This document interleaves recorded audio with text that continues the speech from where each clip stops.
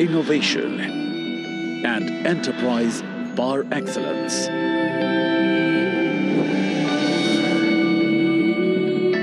Whose people are committed to the realization of the infinite potential of humankind and wedded to the doctrine of Vasudhaiv Kutumbakam. One earth, one family, one future. A state blessed with the guidance of a visionary who is pioneering India's ascent as a Vishwamitra, a universal friend.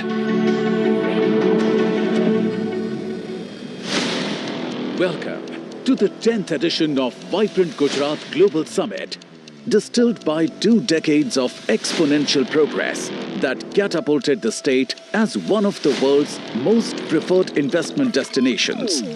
Gujarat's GDP of $14 billion in 2002 grew to an estimated $282 billion in financial year 2022-23, nurtured by all-round excellence that catalyzed socio-economic growth with inclusivity and unbridled entrepreneurship, led India into Amrit Kaal.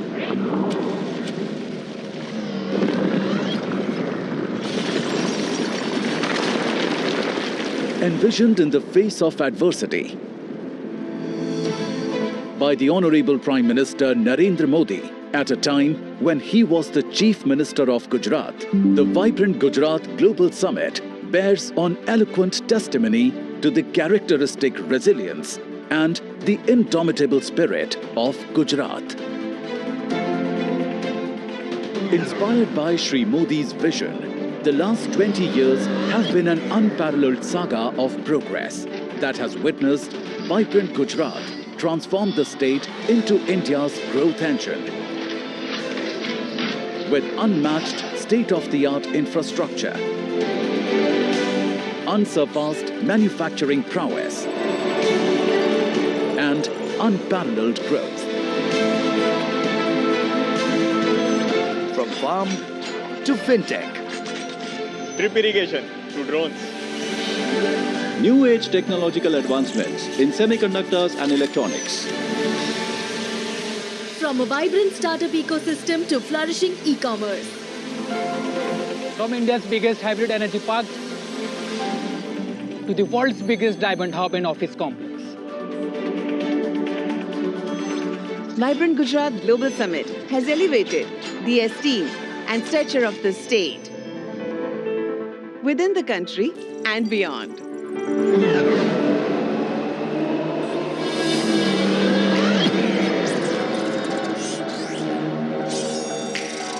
Gujarat is fully geared up to spearheading Industry 4.0, heralding the new industrial revolution with human augmentation frameworks and smart manufacturing propelled with the PM Gati Shakti. The transformative approach for integrated and multimodal connectivity. See the world's tomorrow in the Gujarat of today, where Dholera Special Investment Region, a future-ready greenfield smart city, lays the foundation of modern regenerative economies. India's first bullet train is being built to usher in a dynamic ecosystem by fostering innovation and adaptability. Artificial intelligence, robotics and intelligent supply chain orchestration leverage symbiotic growth paradigm and a future-ready landscape with 80% of India's rooftop solar.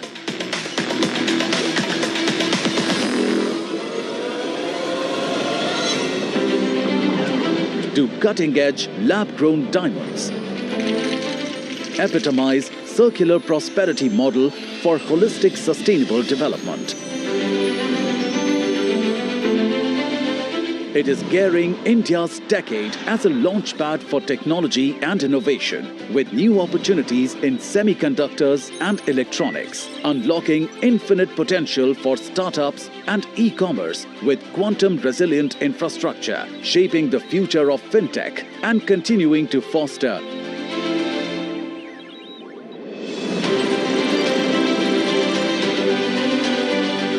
medium, small and micro enterprises with a special focus on enhancing ease of doing business, empowering of women entrepreneurs, and creating eco-innovation hubs. Abuzz with green infrastructure integration, Gujarat's commitment to harmonious urbanization is transforming every harbour into a gateway of prosperity.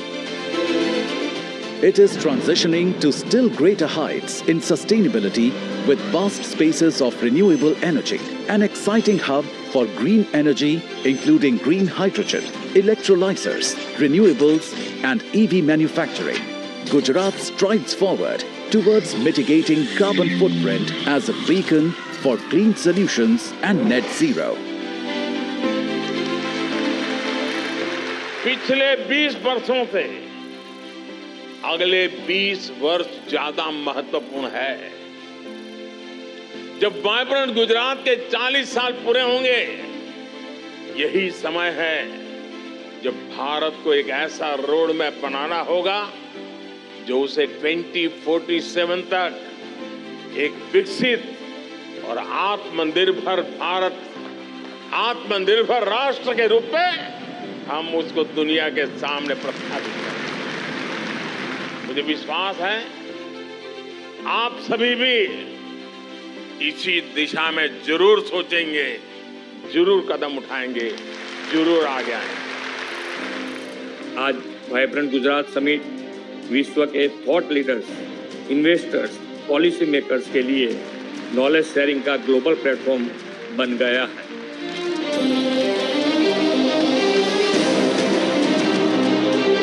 Welcome to the Vibrant Gujarat Global Summit 2024. Welcome to the gateway of a greener earth, richer life, smarter business.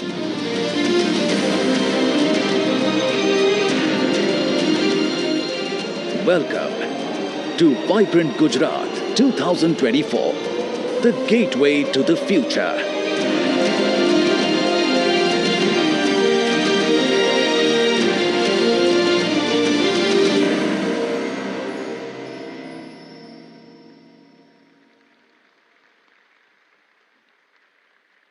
Thank you. With the attributes like transparency, inclusivity, efficiency, empathy, and accountability, the Honorable Chief Minister of Gujarat, Shri Bhupendra Bhai Patel, has steered the state of Gujarat towards progress, ensuring equitable development in all the sectors. Under the prudent governance and pro-business policies of his government, Gujarat has made robust progress.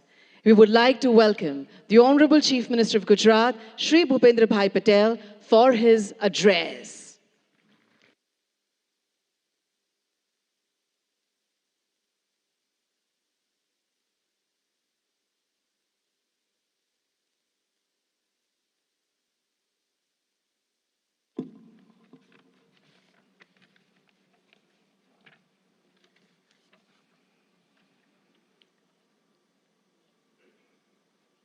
विश्व नेता और भारत के यशस्वी वड़ा प्रधान तथा vibrant Gujarat global summit के प्रणेता आदरणीय श्री नरेंद्र मोदी जी इस कार्यक्रम के मुख्य अतिथि his highness Sheikh Mohammad bin Zayed Al Nahyan, president UAE, His Excellency Jose Ramos Horta, President Timor-Leste, His Excellency Philip Nyusi, President Republic of Mozambique, His Excellency Petra Fiala, Prime Minister Czech Republic, इस summit के partner countries के माननीय ministers, विश्व के विविध देशों से पधारे एम्बेसडर्स, गुजरात के माननीय गवर्नर आचार्य देवव्रत जी, माननीय केंद्रीय मंत्रीगण और गुजरात के मेरे सहयोगी मंत्री, मैं आप सभी को गुजरात की धरती पर हृदय से स्वागत करता हूं। वाइब्रेंट समिट के पायोनियर एंड आर्किटेक्ट आदरणीय प्रधानमंत्री श्री नरेंद्र मोदी ने वाइब्रेंट समिट को बिजनेस ब्रांडिंग के साथ बॉन्डिंग का भी समिट कहा है। आज यहां आप सभी की गौरवमयी उपस्थिति प्रधानमंत्री श्री की इस बात को चरितार्थ करती है।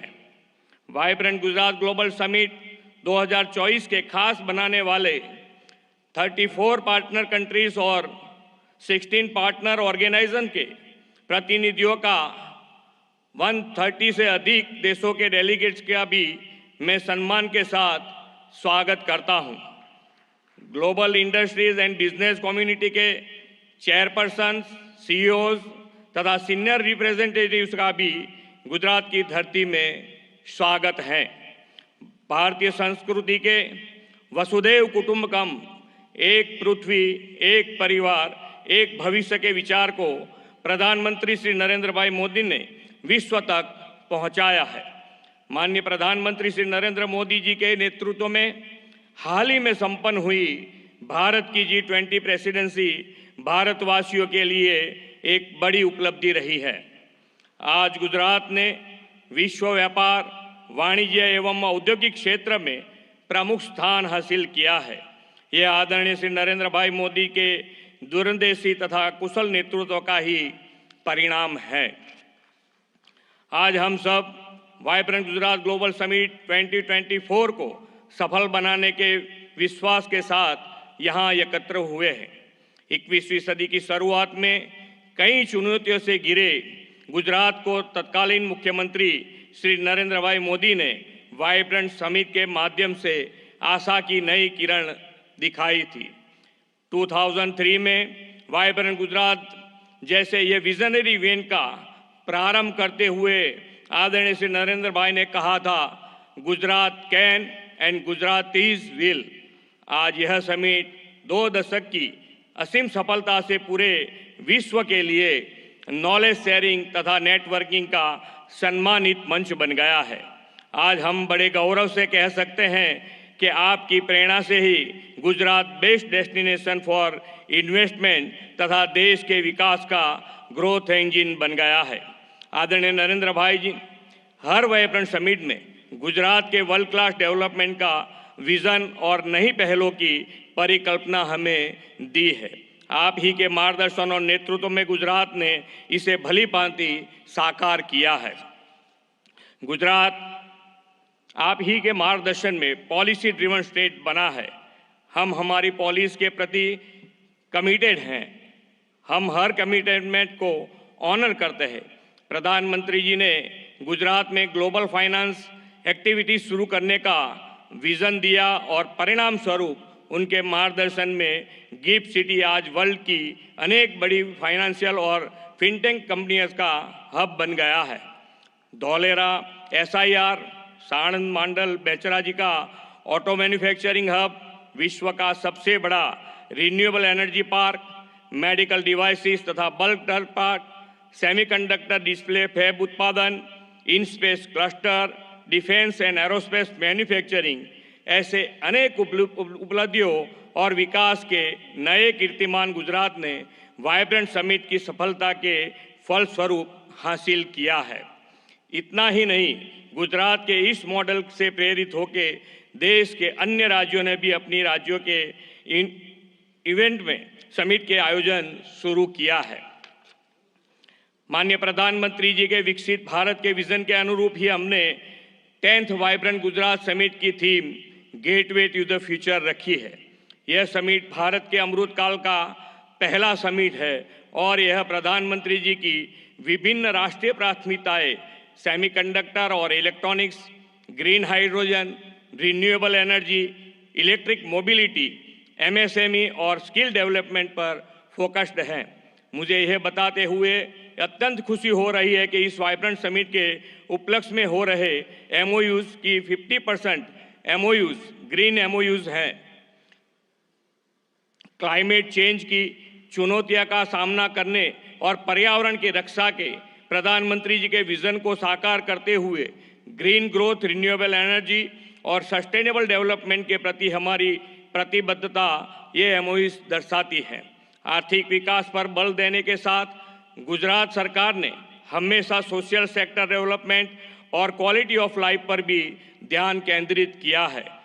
देश के इस अमृत काल में आयोजित हो रहा यह वाइब्रेंट समिट हमारे लिए अमृत भविष्य का रोड मैप तय करेगा।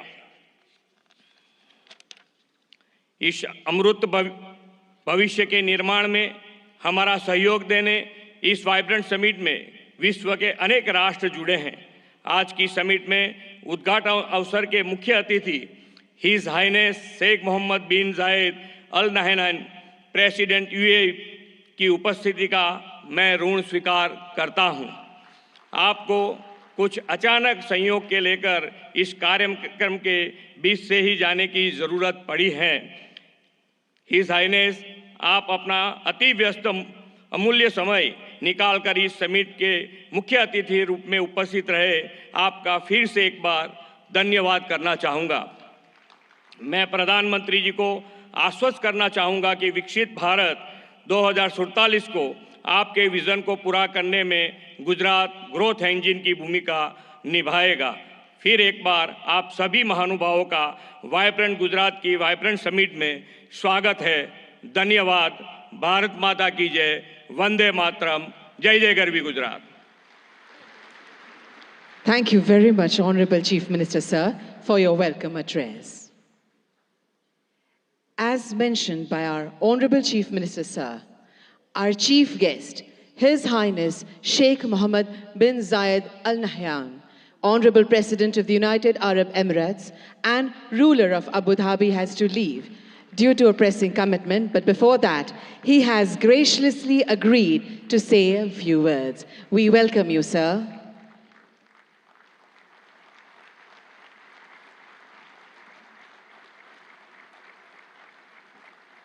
Thank you.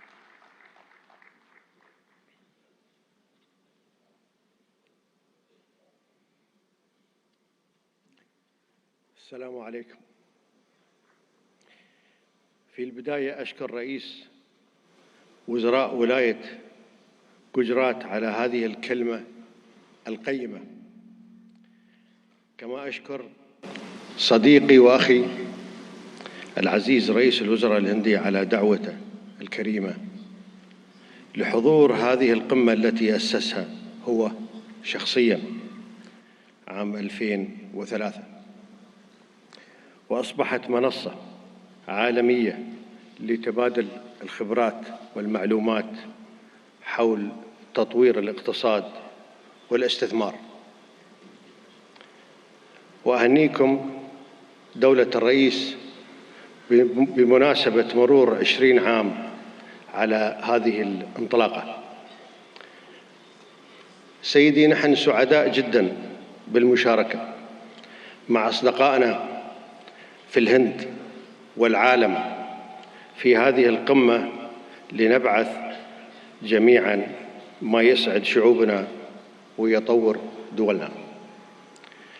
كما أشكر المشاركين والمنظمين لهذه القمة، وأتمنى للجميع النجاح والتوفيق والخروج بنتائج تخدم التعاون والتنمية والازدهار للجميع. شكرا.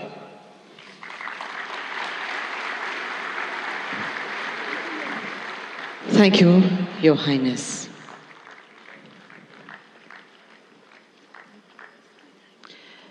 We profusely thank him for his words of appreciation. It is indeed our honor and privilege to have him over here. Our Honorable Prime Minister will see him off and will join us back in few moments. But we shall continue the program.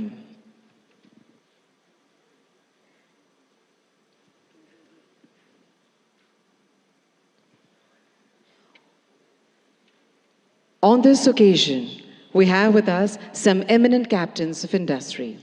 We would like to request them to address the gathering and share their insightful perspectives, enriching this prestigious summit with their profound knowledge and vision. We would like to invite Shri Lakshmi Mittal, Chairman, ArcelorMittal, for his address.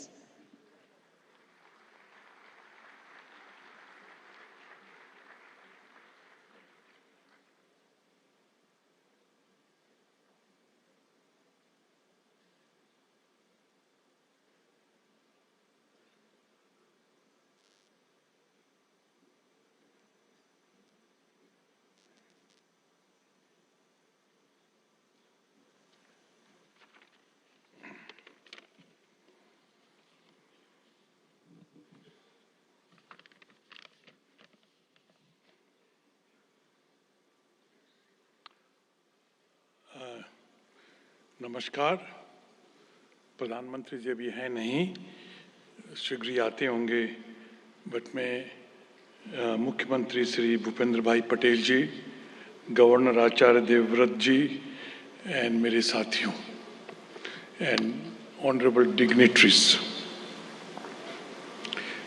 पिछले साल सितंबर में vibrant Gujarat की 20वीं anniversary पर मैं यहाँ आया था और प्रधानमंत्री जी ने बताया कैसे आइडियाज़, इमेजिनेशन और प्रोसेस कंटिन्यूटी के आधार पर इस मेगा ग्लोबल इवेंट को एक इंस्टीट्यूशनलाइज्ड स्ट्रक्चर मिला है। प्रधानमंत्री जी ने उस वक्त ये बताया कि कैसे one earth, one family, one future की सच्ची भावनाओं को लेकर भारत की प्रतिष्ठा कैसे बढ़ेगी और हर इंटरनेशनल फोरम में पूरे ग्लोबल साउथ की आवाज़ को भी मजबूत किया है। माननीय मुख्यमंत्री भाई पटेल जी, मैं आपको भी डेवलपमेंट को आगे रखने और इन्वेस्टमेंट्स को आकर्षित करने और एडमिनिस्ट्रेशन को स्तर ऊंचा उठाने के लिए बधाई देता हूं। गुजरात में fair, transparent and policy driven governance की एक पहचान रही है और जिसमें मेरी कंपनी ने भी अनुभव किया है। स्टील किसी भी राष्ट्र के आत्मनिर्भरता में एक बड़ी भूमिका निभाता है, क्योंकि ये infrastructure development, urbanisation, renewable sectors, automotive industry, electric vehicles, defence, railways आदि में बहुत उपयोग होता है। ग्लोबल टेक्नोलॉजी को सर्वोत्तम रूप से लाकर हम हाई एंड प्रोडक्ट्स को डेवलप कर रहे हैं, जो एसएमई से स्टार्टअप तक के स्टील कंज्यूमर्स को कम्पिटिटिव बनाने में मदद कर रहा है। गुजरात ने आज से 4 साल पहले आर्सलरमित्तल निपन स्टील इंडिया का स्वागत किया था और 2021 में प्रधानमंत्री जी ने और मुख्यमंत्री ने हमारे हजीरा एक्सपेंशन प्रोजेक्ट की भूमि पूजन की थी। मुझे ये बताते हुए गर्व हो रहा है कि ये एक्सपेंशन प्रोजेक्ट तेजी से बढ़ रहा है और लक्ष्य के अनुसार इसका फेज 1 2026 में पूरा हो जाएगा। आज वाइब्रेंट गुजरात 2024 के इस मौके पर हमने सेकंड फेज के लिए MOU साइन किए हैं। जब ये प्रोजेक्ट 2029 में पूरा होगा तो 24 million tonne crude steel production की क्षमता के साथ आर्सलरमित्तल निपन स्टील इंडिया का हजीरा साइट विश्व के सबसे बड़े single location integrated steel plant में से एक बन जाएगा। हमें पूरा भरोसा है कि गुजरात सरकार के सहयोग के साथ हम इस प्रोजेक्ट को अगले 5 साल में पूरा करने में सफल होंगे। हम केवल स्टील में ही नहीं है, बल्कि रिन्यूएबल एनर्जी, ग्रीन हाइड्रोजन जैसे इमर्जिंग सेक्टर्स में भी निवेश कर रहे हैं। मैं ये कहना चाहता हूँ कि हम देश के लिए अगला 20 साल बहुत महत्वपूर्ण है और मैं आप सब लोगों को विश्वास दिलाना चाहता हूँ कि आत्मनिर्भर और विकसित भारत के 2047 के विजन को पूरा करने के लिए हम रेडी हैं। मैं इन सब प्रधानमंत्री, मुख्यमंत्री, गवर्नर साहब, इन सब लोगों को मेरे को मंच पे आने के लिए मौका देने के लिए मैं आप लोगों का बहुत आभारी हूँ। नमस्कार। सर, आपके महत्वपूर्ण संबोधन के लिए आपका बहुत बहुत धन्यवाद। We would now like to invite Mr. Toshihiro Suzuki, President, Suzuki Motor Corporation, Japan, to please deliver his address.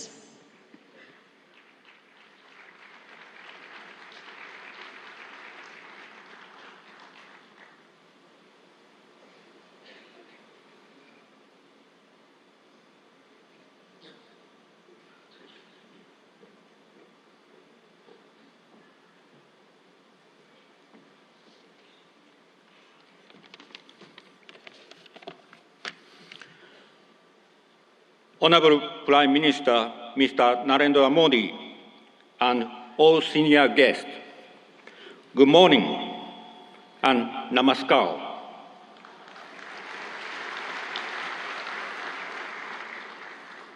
I'm Toshihiro Suzuki from Suzuki Motor Corporation, Japan. I'm much honored to be invited to this ceremony.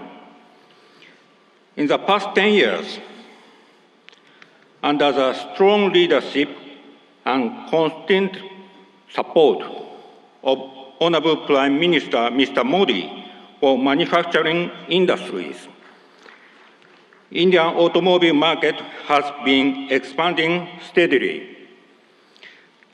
As a result, India has become a third largest automobile market in the world. We, Suzuki, have also scaled up production capacity substantially in India. It's noteworthy that as compared to 10 years ago, we expect 1.7 times in vehicle production and 2.6 times in export sales in the current fiscal year. Thanks to Prime Minister Mr. Modi's progressive approach and India's growth, we will invest in the future also. Firstly, the first battery electric vehicle from Suzuki Group will be rolled out from Suzuki Motor Gujarat by the end of this year. We plan to sell this model not only in India, but also export to Japan and European countries. Secondly, to expand our VEV production in future, Suzuki Group will invest 3,200 crore rupees in Suzuki Motor Gujarat to add a new fourth production line, which can produce 2.5 lakh units per year. This will increase the annual production capacity of Suzuki Motor Gujarat from the current 7.5 lakh to 1 million units. Thirdly, we will invest 35,000 crore rupees for the construction of a second car plant in Gujarat, which would produce another 1 million units per year. As a result, the annual production capacity in Gujarat will be 2 million units, namely 1 million units at SMG and 1 million units at the second new plant. Finally, as far as reduction of greenhouse gas emission is concerned, our effort will be through a multi-pathway approach.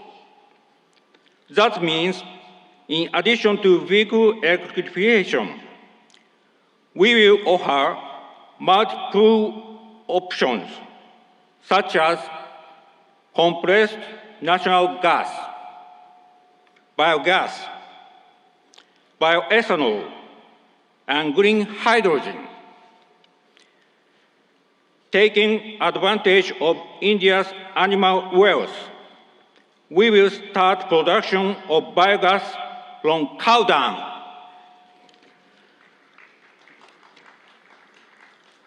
Together with National Dairy Development Board and Balance Dairy, Suzuki has already started construction of 4 biogas plants in Gujarat.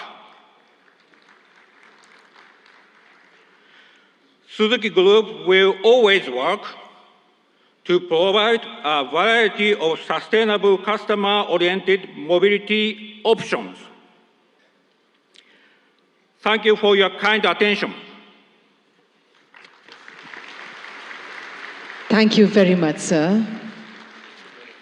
We would like to invite Shri Mukesh Ambani, Chairman, Reliance Industries Limited.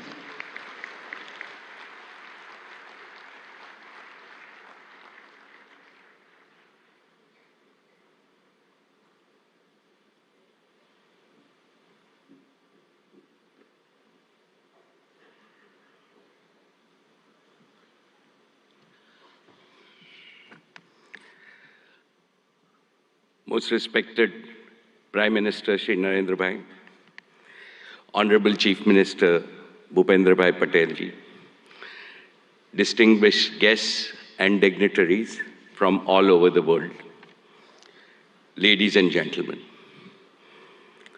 Welcome to Gujarat and the 10th Vibrant Gujarat Summit, the most prestigious investor summit in the world today. No other summit of this kind has continued for 20 long years and going from strength to strength.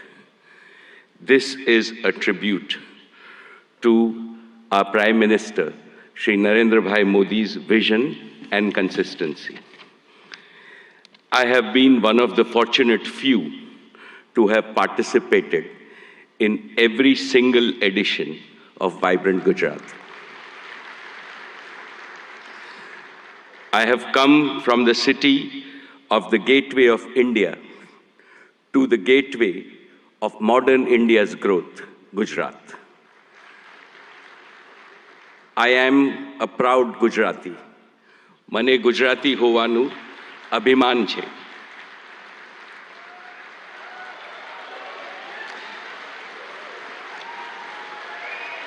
When foreigners think of New India, they think of a new Gujarat, Navu Gujarat. How did this transformation happen? Because of one leader, our beloved leader who has emerged as the greatest global leader of our times. And he is Shri Narendra Bhai Modi, the most successful Prime Minister in India's history.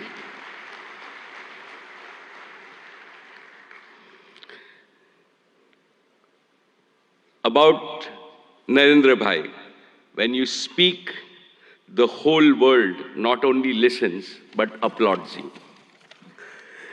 My friends abroad ask me, what is the meaning of slogan that millions of Indians are chanting, that Modi hai, to mumkin hai.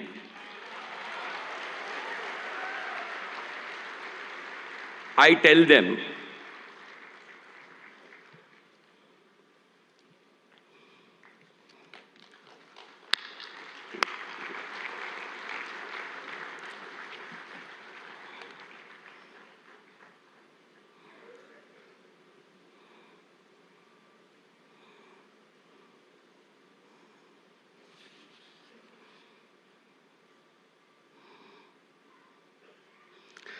most respected Shri Narendra Bhai Modi ji, when you speak, the whole world not only listens, but applauds you.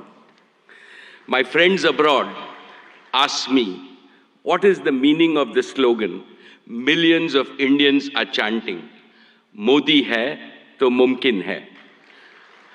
I tell them it means India's Prime Minister makes the impossible possible with his vision, determination, and execution. They agree and they also say, Modi hai to mumkin hai. My esteemed friends, I will never forget what my father, Dhirubhai Ambani, used to tell me in my childhood. Gujarat is your Matrubhumi, and Gujarat should always remain your Karm Bhumi. Today, let me declare yet again, Reliance was, is, and will always remain a Gujarati company. Each of Reliance's business is striving to fulfill the dreams of my 7 crore fellow Gujaratis. Reliance has invested over $150 billion, that is 12 lakh crores, in creating world-class assets and capacities across India in the last 10 years. Of this, more than 1/3 has been invested in Gujarat alone. Honorable Chief Minister Shri Bhupendrabhai Patel ji, today I would like to make 5 commitments to the people of Gujarat. First, Reliance will continue to play a leading role in Gujarat's growth story with significant investments in the next 10 years. Specifically, Reliance will contribute to making Gujarat a global leader in green growth. We will help Gujarat target to meet half of its energy need through renewable energy by the year 2030. For this, we have started building the Dhirubhai Ambani Green Energy Giga Complex, over 5,000 acres in Jamnagar. This will generate a large number of green jobs and enable production of green products and materials, and will make Gujarat a leading exporter of green products. And we are ready to commission this in the second half of 2024 itself.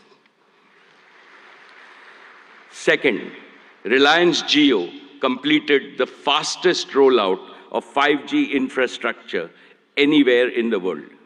Today, Gujarat is fully 5G enabled, something that most of the world does not yet have. This will make Gujarat a global leader in digital data platforms and AI adoption. 5G-enabled AI revolution will make Gujarat's economy more productive, more efficient, and more globally competitive. Besides generating millions of new employment opportunities, it will produce AI-enabled doctors, AI-enabled teachers, and AI-enabled farming, which will revolutionize healthcare, education, and agricultural productivity in the state of Gujarat. This will benefit every Gujarati in urban as well as rural areas, since to my mind, AI also means an all-inclusive growth. Third, Reliance Retail will further accelerate its mission to bring quality products to consumers and simultaneously empower lakhs of kisans and small merchants. Our retail business improves the quality of life of all households of Gujarat with better products and services. Fourth, Reliance will make Gujarat a pioneer in new materials and the circular economy. As a first step, Reliance is setting up India's first and world-class carbon fiber facility at Hazira. And finally, fifth, Prime Minister Modi ji has announced that India will bid for 2036 Olympics. In preparation for that, Reliance and Reliance Foundation will join forces with several other partners in Gujarat to improve education, sports, and skills infrastructure that will nurture the champions of tomorrow in various Olympic sports. Most respected Prime Minister Narendra Bhai Modi ji, before I conclude, permit me to articulate a conviction that resides in the heart of everyone in this hall and most Indians. As Chief Minister of Gujarat, you used to say, Bharat ke vikas ke liye Gujarat ka vikas. And that is how you made Gujarat India's growth engine. Now, as Prime Minister of India, your mission is Dunya ke vikas ke liye Bharat ka vikas. You are working on the mantra of global good and make India the world's growth engine. The story of your journey from Gujarat to the global stage in just 2 decades is nothing short of a modern epic. Today, and in today's India, is the best time for young people to enter the economy, to innovate, and to provide ease of living and ease of earning to hundreds of millions of people. The coming generations will indeed be thankful to Prime Minister Modi for being both a nationalist and an internationalist. You have laid a solid foundation for Viksit Bharat, India as a fully developed nation in Amrit Kal. No power on earth can stop India from becoming a $35 trillion economy by 2047. And as I see, Gujarat alone will become a $3 trillion economy. Therefore, I am confident, every Gujarati is confident, and every Indian is confident that the Modi era will take India to new summits of prosperity, progress, and glory. Thank you very much, sir. Jai Gujarat, Jai Jai Garvi Gujarat, Jai Hind. Thank you very much, sir. We would now like to invite Mr. Sanjay Mehrotra, CEO, Micron Technologies USA, to deliver his address.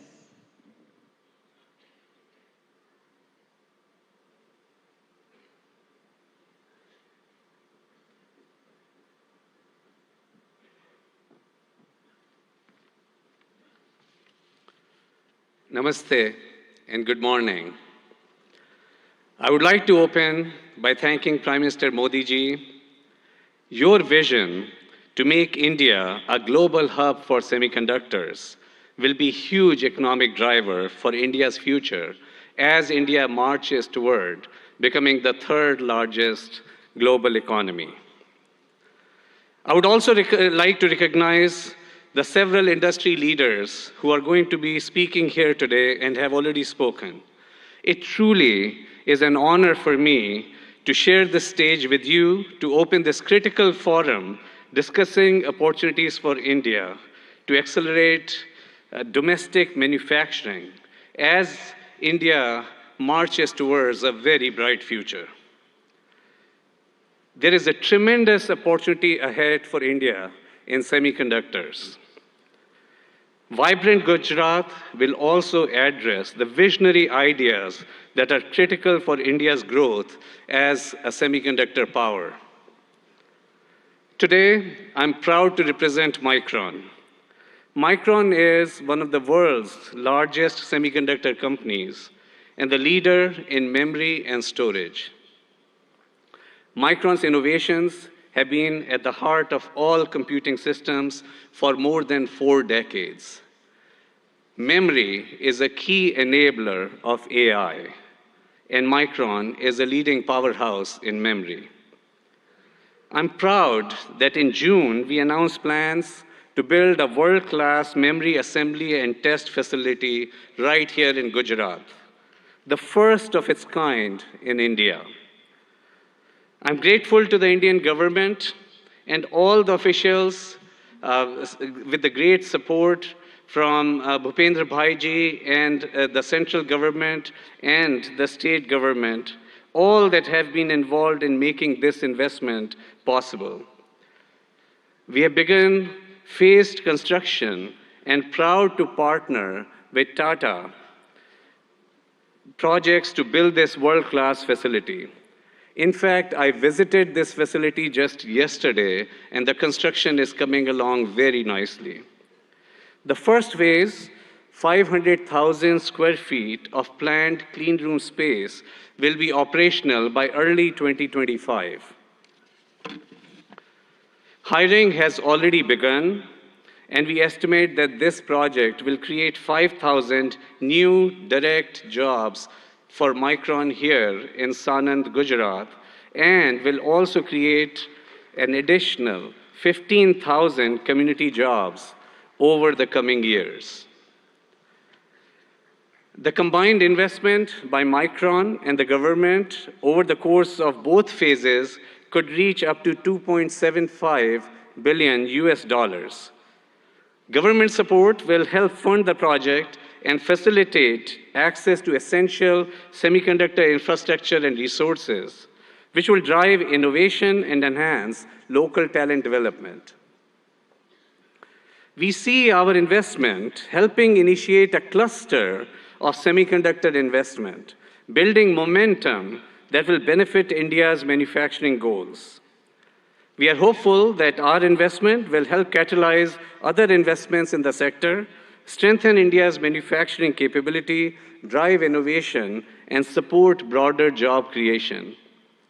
In fact, I'm pleased that my good friend Jeffrey Chen, who's going to be speaking here soon, of Simtech, is considering bringing his substrate manufacturing capabilities here to Gujarat in support of Micron's plant here. This is an example of the ecosystem, the cluster that Micron is capable of generating as an anchor semiconductor company here in Gujarat, here in India. We are proud to partner with India to bring advanced semiconductor memory assembly and a greater technology manufacturing ecosystem to Gujarat. Together, we are building the future of technology manufacturing, not just for Micron, not just for Gujarat, not just for India, but for the world. Thank you. Thank you very much, sir. We would now like to invite Shri Gautam Adani, Chairman, Adani Group.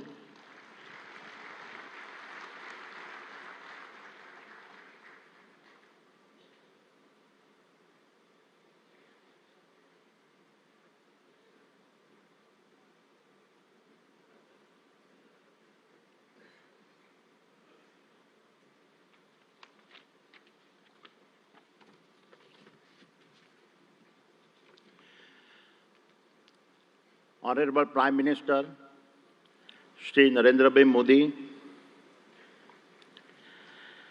distinguished heads of government of our partner countries, His Excellency Governor of Gujarat, Honorable Chief Minister Shri Bhupendra Patel, distinguished ministers, captains of industries, and my dear friends. Good morning. It is a privilege to address the 10th Vibrant Gujarat Summit. I take immense pride in having been a part of every one of these summits. Honorable Prime Minister, Vibrant Gujarat is a stunning manifestation of your extraordinary vision. It has all your hallmark signatures, merging grand ambition, massive scale, meticulous governance, and a flawless executions. It ignited a nationwide movement as all our states march forward, competing and cooperating to fundamentally remodel India's industrial landscape. The statistics of the past decade are remarkable. Since 2014, India's GDP has grown by 185% and per capita income by a stunning 165%. This achievement is unparalleled, especially considering this decade's geopolitical conflicts and pandemic challenges. Honorable Prime Minister, your achievements on the international stage are equally remarkable. You have taken us from a country seeking a voice on a global platforms to a nation that now creates the global platforms. The Solar Alliance platform, an initiative you conceptualized, and your leadership at the G20 platform set a benchmark for a more inclusive world order. Adding the Global South to the G20 is a defining moment in our modern history. Honorable Prime Minister, you don't just predict the future, you shape it. You have reoriented India to become the world's fastest growing nation and position her as the global social champion driven by the two philosophies of Vasudhaiva Kutumbakam and a Vishwaguru. And the best is yet to come. With your foresight in harnessing India's youth to build a Viksit Bharat and make India a fully developed nation by 2047, you have ensured that the India of today is poised to shape the global future of tomorrow. Honorable Chief Minister, at the previous summit, I announced our investment of over rupees 55,000 crores by 2025. We have already surpassed rupees 50,000 crore across the various sectors I had promised and have vastly exceeded our target of 25,000 direct and indirect jobs. Today, I commit to further investments. We are constructing the world's largest green energy park in Khavda district, Kutch, generating 30 gigawatt of our renewable energy over 725 square kilometers. Even visible is from space. We are expanding the green supply chain for an Atmanirbhar Bharat and creating the largest integrated renewable energy ecosystems. This includes solar panels, wind turbines, hydrogen electrolyzers, green ammonia, PVC, and expansion in copper and cement projects. Over the next 5 years, the Adani Group will invest over rupees 2 lakhs crore in Gujarat, thereby creating over 100,000 direct and indirect jobs. I am grateful for your support. It is my commitment that I will do my part to contribute to a Viksit Gujarat. Thank you. Jai Jai Garvi Gujarat. Jai Hind. Thank you very much, sir.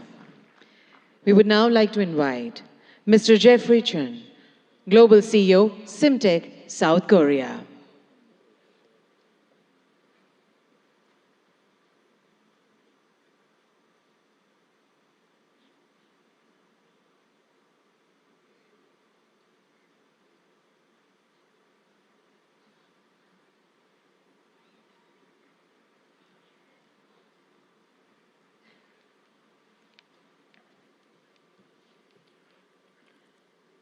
Good morning.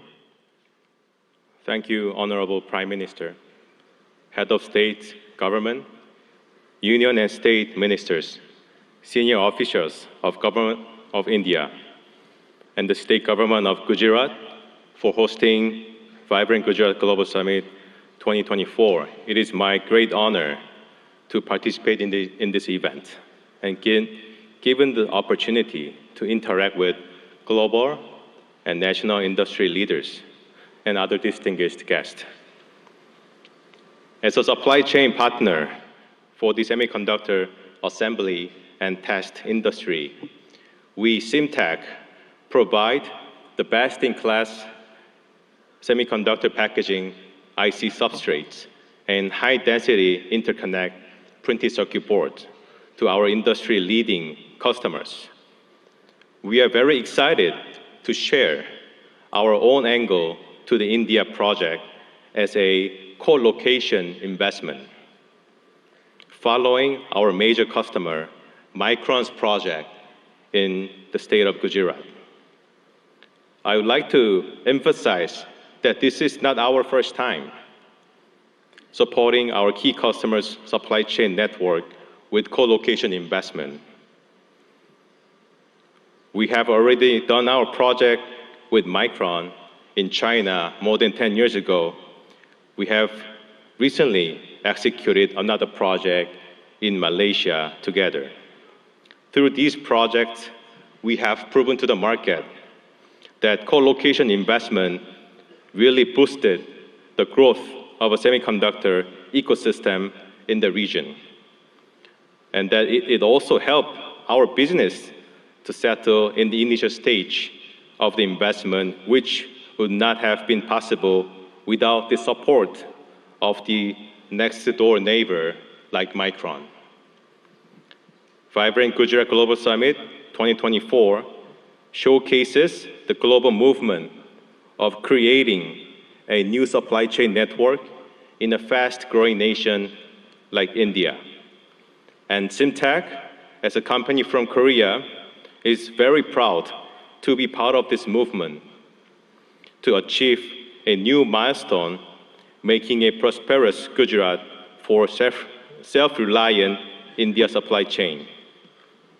We are now preparing for another round of co-location investment in India, following Micron's investment plan in Gujarat state. And I'm very pleased to share the progress with the audience today that with the support from the central and state government, we are ready to make an investment, a significant investment in India and create thousands of job opportunities for high-skilled talents in the state of Gujarat together with Micron. And most of all, elevating the India's PCB and IC packaging substrate industry to another level to make India's presence in the semiconductor supply chain network much stronger. We really look forward to further supporting our customers' supply chain, both in India and globally. And we will further enable India's domestic players to be part of the global supply chain ecosystem. Thank you very much. Thank you very much, sir. We now invite Shri N. Chandrasekharan, Chairman, Tata Sons Limited, for his address.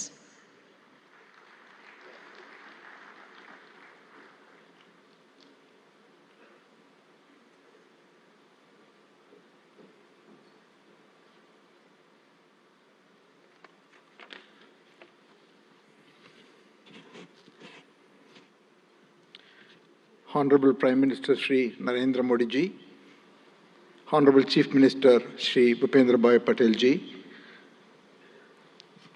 Governor of Gujarat, distinguished heads of states, ministers, ladies and gentlemen. It's truly a great privilege and honor to attend and share a few thoughts on the 10th edition of Vibrant Gujarat Global Summit.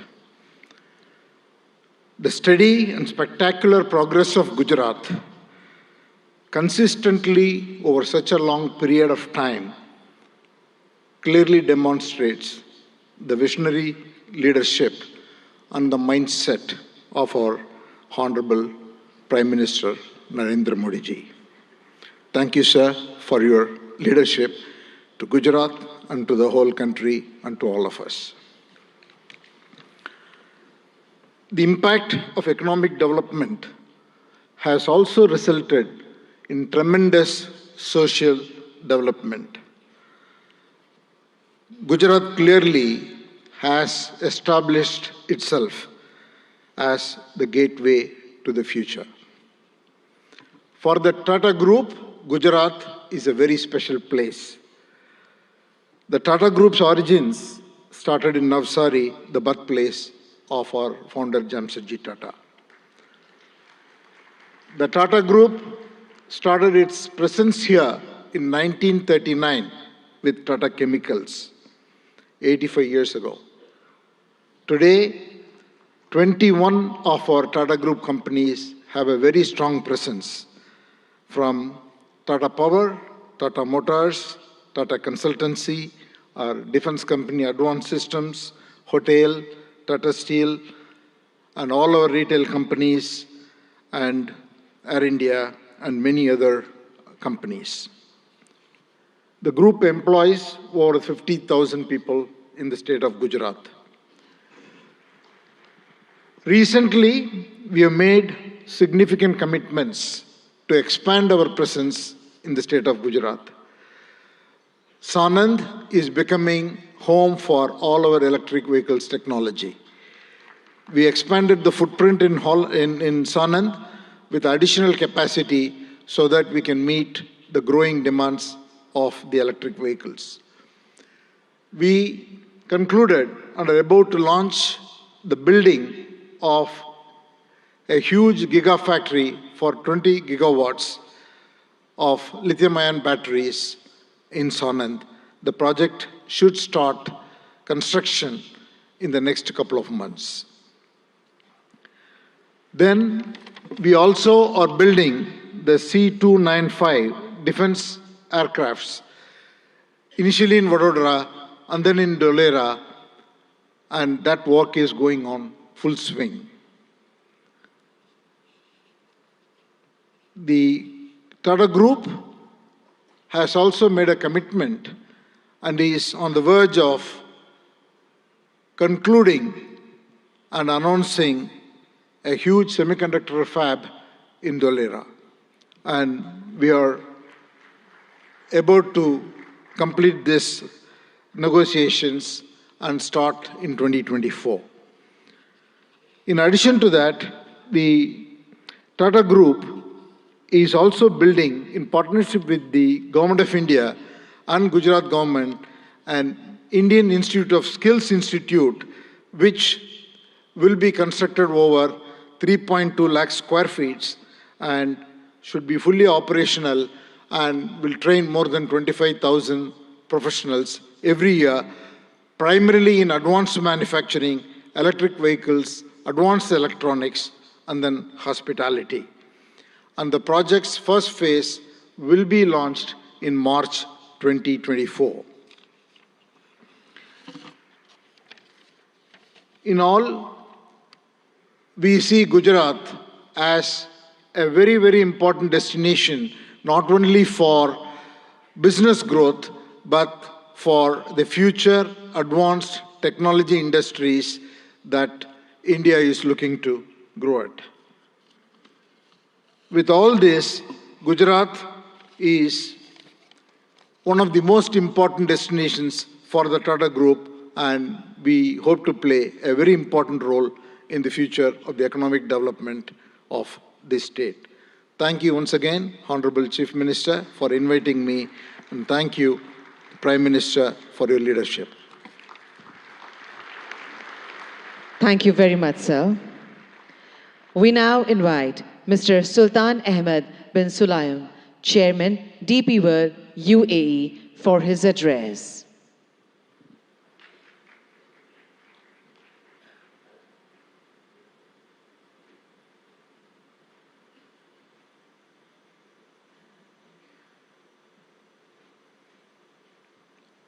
Honorable Minister Shri Narendra Modi, Honorable Chief Minister of Gujarat, Shri Bhupendra Patel, dignitaries of Government of India, UAE, and partner countries. Distinguished guests, good morning. It's a great honor and a privilege to address the inaugural session of the 10th edition of the Vibrant Gujarat Global Summit. It is heartening to see Honorable Prime Minister Modi's vision of vibrant Gujarat became a reality. I would like to congratulate and thank the Government of Gujarat, led by Honorable Chief Minister Bhupendra Patel, for organizing this summit and inviting me.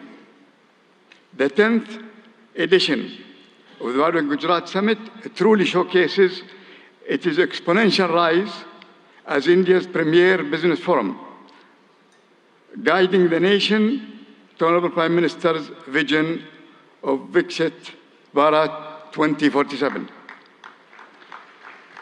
Gujarat also have been a pioneer in developing and promoting various industrial clusters and states, such as the Gujarat International Finance Tech City, the Dholera Special Investment Region, and the Gujarat Maritime Cluster, truly acting as the gateway to the future. Gujarat has a special place within the strong bilateral ties between UAE and India. The UAE is one of the biggest overseas investors in Gujarat, having invested more than $2.4 billion since 2017. And these strong connections have seen Gujarat export more than $7 billion worth of goods to UAE in the last year. India was the fastest growing major economy in the world in 2023. This growth is set to continue under the strong leadership of Honorable Prime Minister Modi and Honorable Chief Minister Patel. Through investment and initiative like Gati Shakti, Gujarat and India will continue to realize their potential economic powerhouses. Like the vibrant Gujarat Summit, DP World also started our operation in Gujarat in 2003 with the opening of the Mundra International Container Terminal. Since 2003, DP World have invested in the state of Gujarat as well in other states in India in the tune of $2.5 billion. To develop multimodal logistics, ecosystem connection ports to free trade zone, container freight station, inland rail terminal, contract logistic, cold chain, and express cargo services. DP World is planning in the next 3 years to invest, in addition to that, $3 billion. We will continue to support Gujarat economy by building state-of-the-art container terminal at Kandla with a capacity of 2 million containers. Looking ahead, we foresee deeper trade, employment, and cultural collaboration between India and UAE. DP World has signed strategic memorandum of understanding with the government of Gujarat on the sideline of the summit, which reiterates our commitment to the state of Gujarat and India. We are proud to partner with the government for the development of India's logistics sector, and we will continue to support the manufacturing industries of Gujarat and the rest of India to make India goods globally competitive and accessible. I am grateful to the government of Gujarat and to the organizer for inviting me to this summit, and I am certain that the 10th edition of Vibrant Gujarat will set new benchmarks for success for years to come. Thank you very much. Thank you very much, sir. We now invite Mr. Shankar Trivedi, Senior Vice President, NVIDIA Global Field Operations, for his address.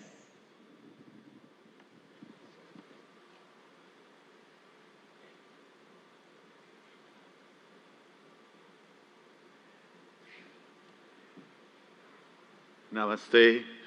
Good morning, Honorable Prime Minister Narendra Bhai Modi ji, Honorable Chief Minister Bhupendra Bhai Patel ji, distinguished heads of state and leaders of government, and captains of industry, ladies and gentlemen, ane bhaiyo ane behno.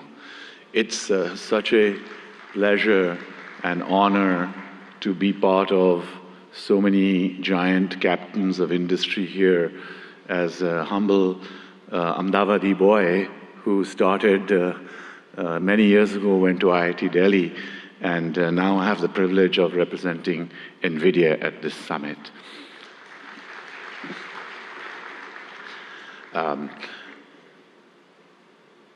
Generative AI is going to change the way we work, the way we do business, the way we govern, the way we live. Just like the internet starting 30 years ago and the mobile revolution starting 25 years ago, the generative AI revolution will also do the same. Generative AI is going to affect all of you.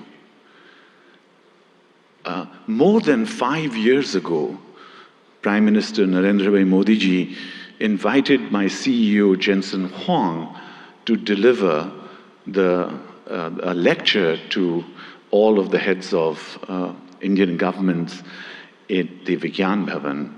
It is the first time that a global leader actually talked about implementing of AI. Thanks to the leadership of Prime Minister Modi ji, it has been a catalyst to accelerate the adoption of generative AI in India and also here in Gujarat. Today, I want to give you 3 specific things that NVIDIA has actioned over the last few months. Number 1, skills development. We have created digital content that can be delivered online and in person to hundreds of thousands of students, developers, researchers, and technical institutions. We are already rolling out this curriculum content on generative AI to all of our business partners here in India, especially the global systems integrators.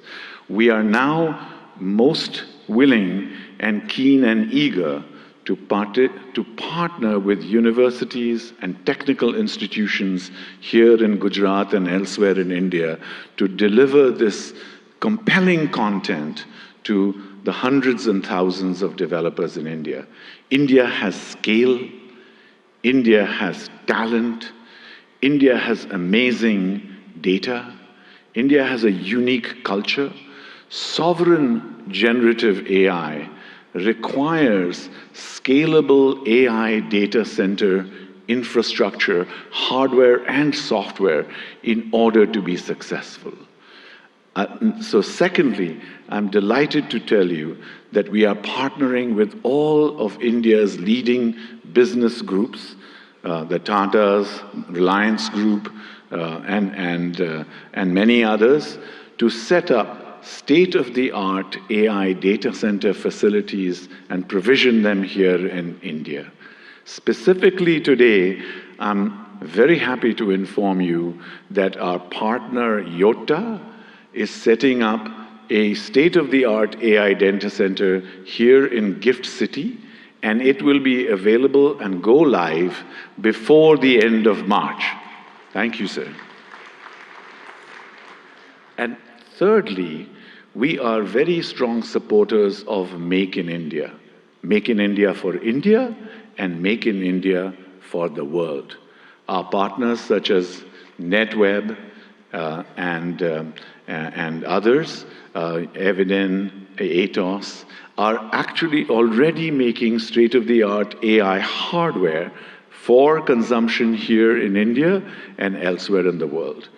And we are working strongly with partners both in the upstream semiconductor and ecosystems such as Sanjay and his company at Micron and other semiconductor ecosystem partners, as well as downstream partners such as our system OEMs, our ODMs, our contract manufacturers, and other data center providers to establish a very strong AI electronics ecosystem in India, which can service not just here in India and Gujarat, but also the global economy. Thank you again, sir, and it's a pleasure and privilege to be here. Jai Hind, Jai Garvi Gujarat, and of course, God bless America too. Thank you. Thank you very much, sir. We now invite Mr. Nikhil Kamath, co-founder and CFO, Zerodha.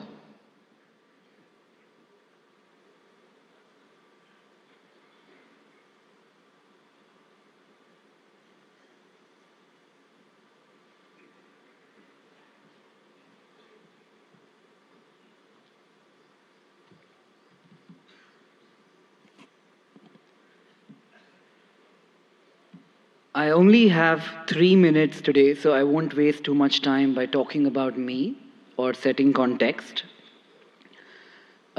Picture a 17-year-old boy, a school dropout in Bangalore from 20 years ago, not particularly smart, not too educated, and no capital at hand.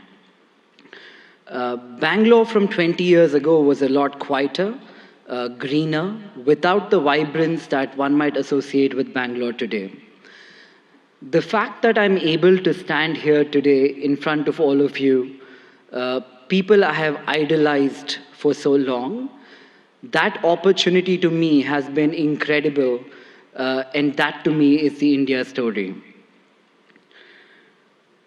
I often hear people talking about what India could be 10 years from now, what needs to change, or the fact that we will arrive in 10 years, in 5 years, or a certain period of time from today. I think we are standing too close to the trees and not seeing the forest, because the India I am in today, that is the India that to me has already arrived.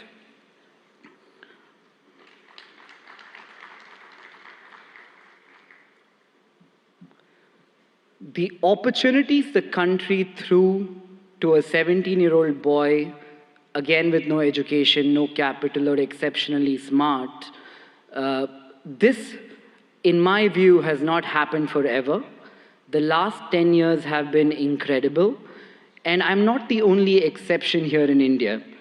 There are many other exceptions like me. We all hang out. We call this the startup ecosystem of India.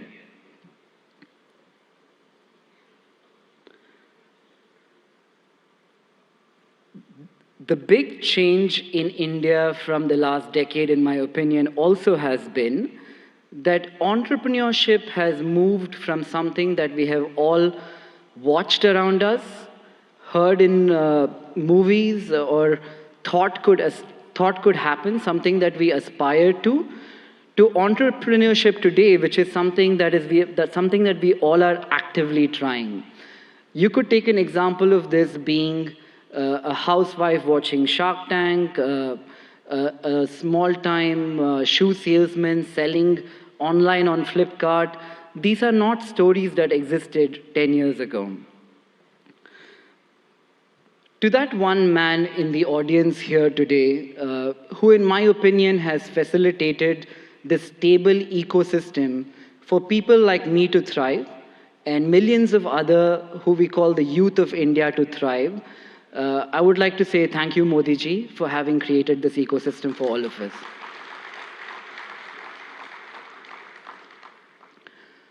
Growing up, I used to talk to people, that one relative in my family who went abroad, studied and did very well.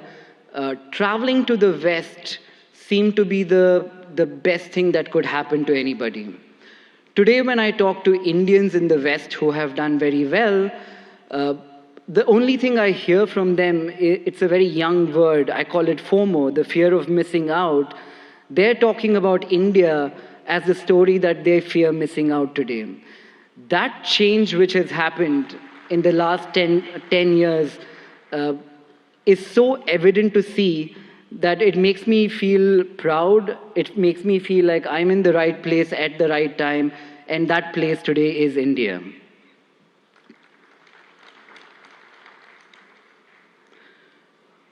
I often ask people, if their life was a book, what would they call the current chapter?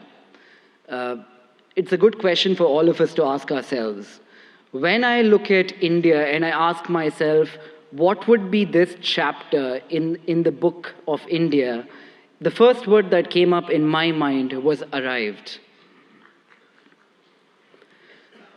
And finally, as I stand here in a room full of politicians, diplomats, dignitaries, mentors, I don't look upon this ecosystem as potential, as the way I'm looking at this today is we're all potential partners in a story that could change the global economic landscape today, and that story is India. And to all the foreign investors here, India is seemingly looking like the coolest party in town. I think what you need to be aware of is if you arrive too late, you might not get in. So I'd like to thank everybody, thank Modi ji for this opportunity. Thank you, everyone. Thank you very much, sir. Today we have with us dignitaries from a number of countries. We would like to invite them to share their thoughts with us today. We would like to invite His Excellency Mr. Shin Hosaka, Vice Minister for International Affairs, Japan.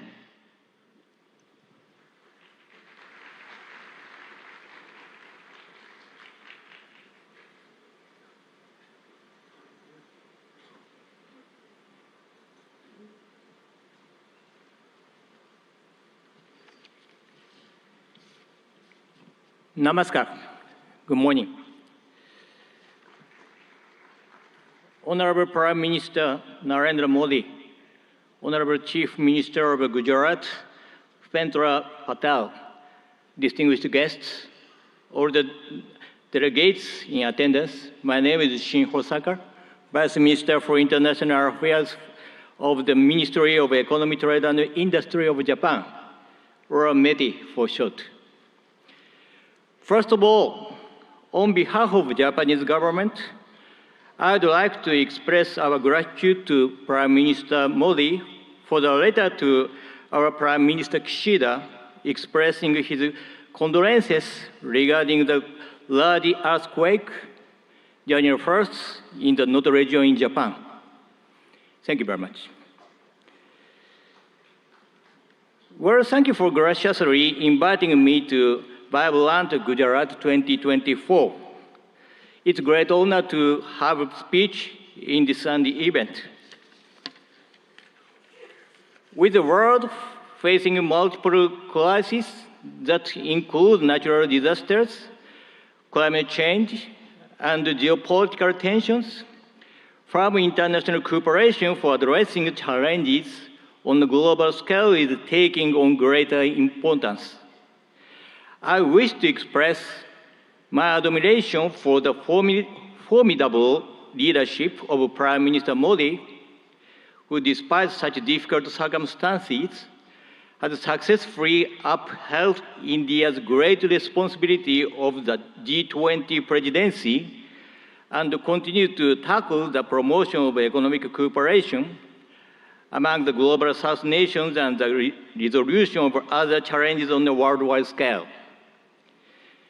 India and Japan are special strategic global partners bound by the universal values of freedom, democracy, human rights, and rule of law that we have shared over our long history of exchange.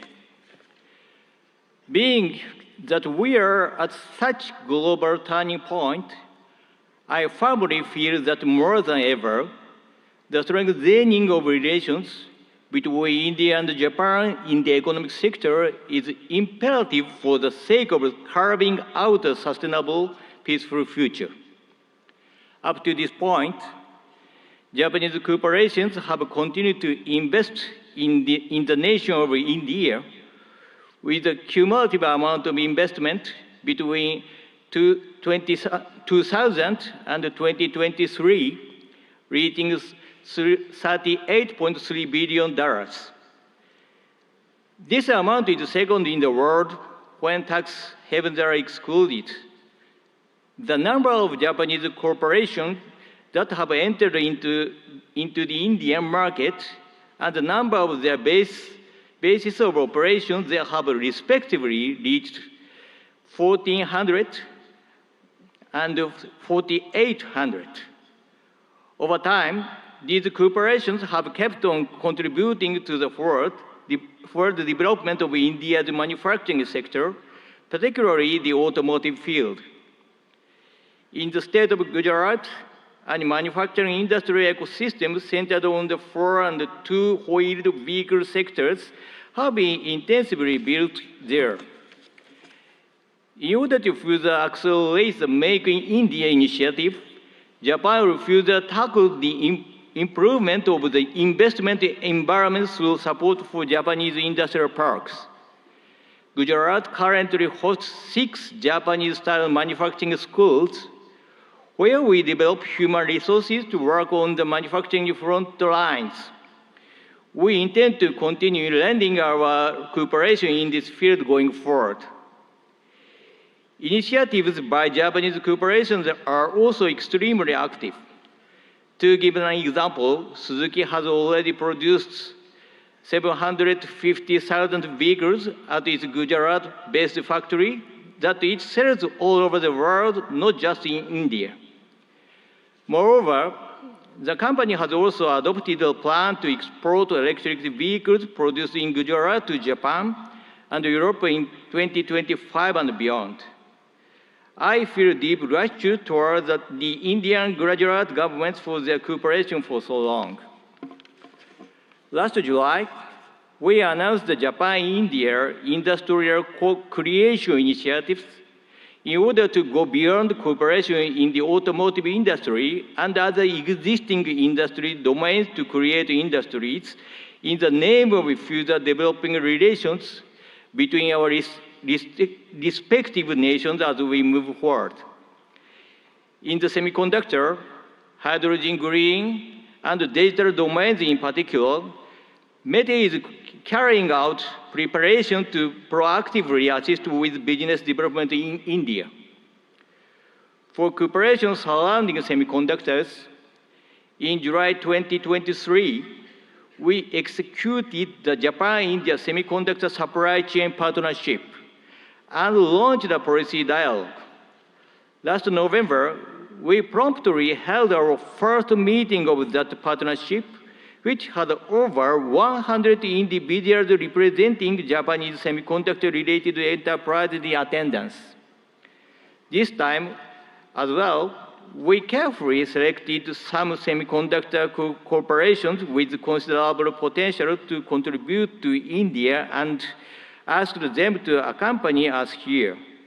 We hope to go beyond contribution to the establishment of semiconductor ecosystem in India in the form of developing semiconductor manufacturing environment, improving the logistic environment, and developing semiconductor human capital. For the hydrogen domains as well, we are providing support for attracting Japanese cooperation to India and lowering the initial risk associated with the start of operations in order to accelerate cooperation with the nation. In fact, world-leading equipment such as water electricity systems and ammonia mixed combustion burners is in the process of being introduced in India. In addition, METE will enact budgetary measures of $200 million for the purpose of accelerating economic cooperation with India. Our hope is to develop concrete projects through these funds towards the future.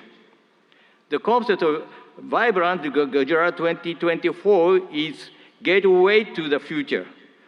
Let Japan, with its accumulation of technology, and India, whose growth is just beginning, join hands in driving forward international society and carving out the future of the world. I will close my speech with the pledge of cooperation as a representative of Japan, India's best friend. Thank you for being such an attentive audience. Thank you very much. Thank you very much, sir. We now invite His Excellency, Mr. Ibrahim Yusuf Al Mubarak, Assistant Minister of Investment, Kingdom of Saudi Arabia, for his address.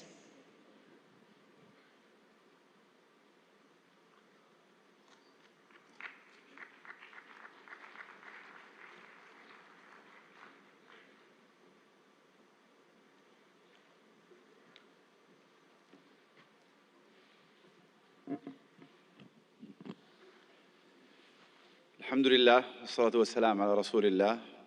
دولة رئيس الوزراء ناريندرا مودي، معالي رئيس الوزراء باتيل، رئيس وزراء ولاية جوجرات، أصحاب الفخامة والسمو والمعالي الحضور الكرام، السلام عليكم ورحمة الله وبركاته. نامستي.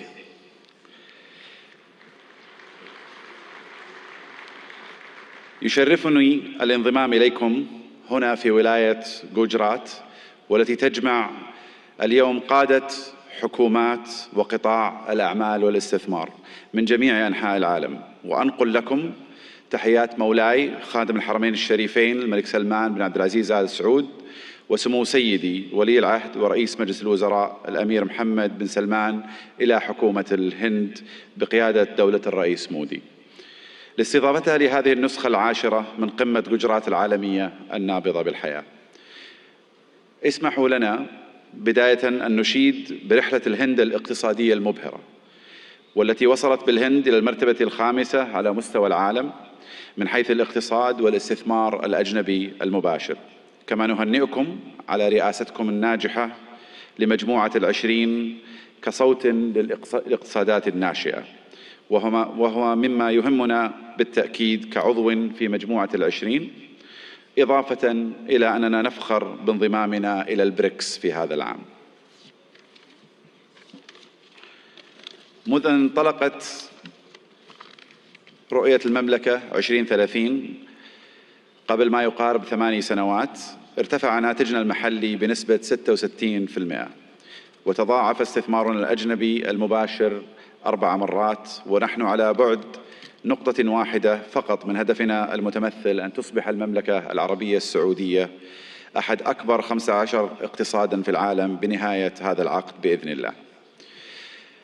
إن مكانة المملكة كشريك استثماري في البنى التحتية التقليدية والطاقة في القرن العشرين تتجاوز ذلك، لتشمل القطاعات الصناعية والخدمية في القرن الحادي والعشرين، مثل السياحة والثقافة والنقل والطاقة المتجددة وتقنية المعلومات والاتصالات والمدن والمصانع الذكية، بالإضافة إلى البناء والنفط والغاز. إضافة إلى أن أصول صندوق الاستثمارات العامة السعودي تجاوزت 700 مليار ريال، كما يحتل سوق الأسهم في المملكة المرتبة التاسعة عالمياً، بعد أن صعد من المرتبة 25 في عام 2016، وقد بلغت الشركات المدرجة في السوق السعودي أكثر من 200 شركة، ويشاركنا اليوم مجموعة من هذه الشركات. إن مشاريع المملكة تعد فريدة من نوعها من حيث النطاق والطموح، لأنها تمثل بعضا من أكبر المشاريع المستقلة على مستوى العالم، وتوفر للمستثمرين فرصة استثنائية لإعادة تعريف الصناعات والحصول على حصة في السوق، ومنها نيوم، مشروع البحر الأحمر، القدية والعلا، ومشروع بوابة الدرعية وغيرها من المشاريع. وخلال هذه القمة ستتاح لكم الفرصة لمعرفة المزيد مباشرة من الأشخاص الذين صمموا هذه المشاريع وقادوها منذ البدايات. أصحاب الفخامة والسمو والمعالي الحضور الكريم، إن المملكة العربية السعودية لا تشترك مع الهند في المصالح الاستراتيجية فحسب، بل تشتركان أيضاً في طموحات مماثلة تشمل التحول الرقمي والابتكار والدفاع والفضاء. كما تفخر المملكة بكونها جزءاً من الاتفاقية التاريخية والتي تم الإعلان عنها على هامش قمة مجموعة العشرين المثمرة التي عقدتها الهند في سبتمبر الماضي، وهي اتفاقية إنشاء ممر اقتصادي يربط الهند والشرق الأوسط وأوروبا بالسكك الحديدية وخطوط الموانئ وخطوط الأنابيب، كذلك مثل كابلات البيانات والهيدروجين والكهرباء، مما سيعزز بإذن الله سلاسل الإمداد والتوريد في جميع أنحاء العالم، مع خلق فرص استثمارية غير مسبوقة في المملكة والهند والدول الشريكة الأخرى. في الختام أشكر مضيفين الكرام جميعا على استضافتنا، ونسأل الله لهذه القمة التوفيق والنجاح، وأشكركم جميعا على اهتمامكم وحسن الاستماع. شكرا جزيلا، والسلام عليكم ورحمة الله وبركاته.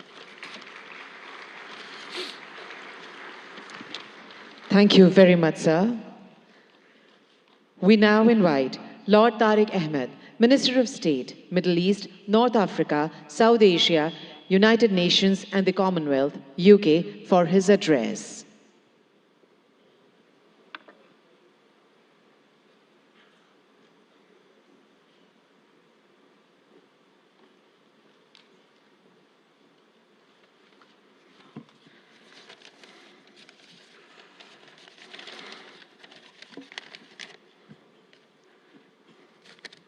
Honorable Prime Minister Narendra Modi ji, Chief Minister, President, Your Excellencies, ladies and gentlemen, and keeping with the tradition, I too can use the phrase, bhaiyo aur behno.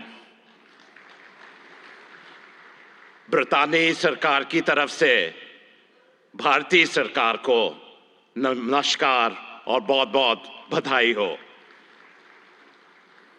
मुझे बड़ी खुशी है कि आज ब्रितानी का सरकार का नुमाइंदा एक ऐसा इंसान है जिसका हिंदुस्तान से एक गहरा ताल्लुक है। Prime Minister Modi ji, you defined the living bridge between our United Kingdom and India. And therefore it is appropriate that I also extend the greetings of my Prime Minister, Rishi Sunak, indeed the son-in-law of Bharat, the son-in-law of India. And on this occasion of the 10th Vibrant Gujarat, it's my honor to represent the British government on this auspicious occasion. This summit has truly, in every sense, served as a masterclass on how to go about attracting global investors, to have a stake in that remarkable growth, which, as we've seen captains of industry line up and say, is truly remarkable of India-Bharat's story. Our nations may be separated by thousands of miles geographically, but that vast distance can diminish with the warmth between our people, that living bridge. And there is so much in common between our two nations. I'm going to park the whole theory of cricket for a moment, but that is an important bridge. And to those nations represented here who don't quite understand cricket, I assure you we, the UK and India, stand together in helping you understand this great game. But India's leadership, and in congratulating the Prime Minister and indeed the whole government of India on G20 last year, was a true testament to its determination. And I'm grateful to my friend, the Minister for External Affairs, Jaishankar ji, for your leadership during that occasion, along with Prime Minister Modi ji as well. And I'm really confident, Prime Minister, that this living bridge of people and ideas and innovation will truly make our partnership a potent combination for the years ahead. And I just want to reflect briefly on the why this is. India is the second largest investor in the United Kingdom. More than 900 Indian businesses operate in the United Kingdom. Indian FDI in the UK is growing faster than any other country. And for our part, the United Kingdom has a unique mix of world-class expertise and indeed talent. Total trade in goods between our two nations stands at over £38 billion. That's close to $50 billion. And that's increased in the last year alone by 24%. And that demonstrates the real strength between the two nations. The United Kingdom is the most globally connected economy in the G20, ranked second globally for soft power, and the first in the G7 for international research, collaboration and impact. And I know those are important sectors right here in Gujarat and for India as well. And we've heard already a great deal about green finance. London is also #1 globally for green finance. And that's why we are truly ambitious. We are excited by the potential of our partnership with India and in particular with the state of Gujarat. And the United Kingdom is collaborating on many exciting projects in how we develop our relationship with Gujarat as we move forward.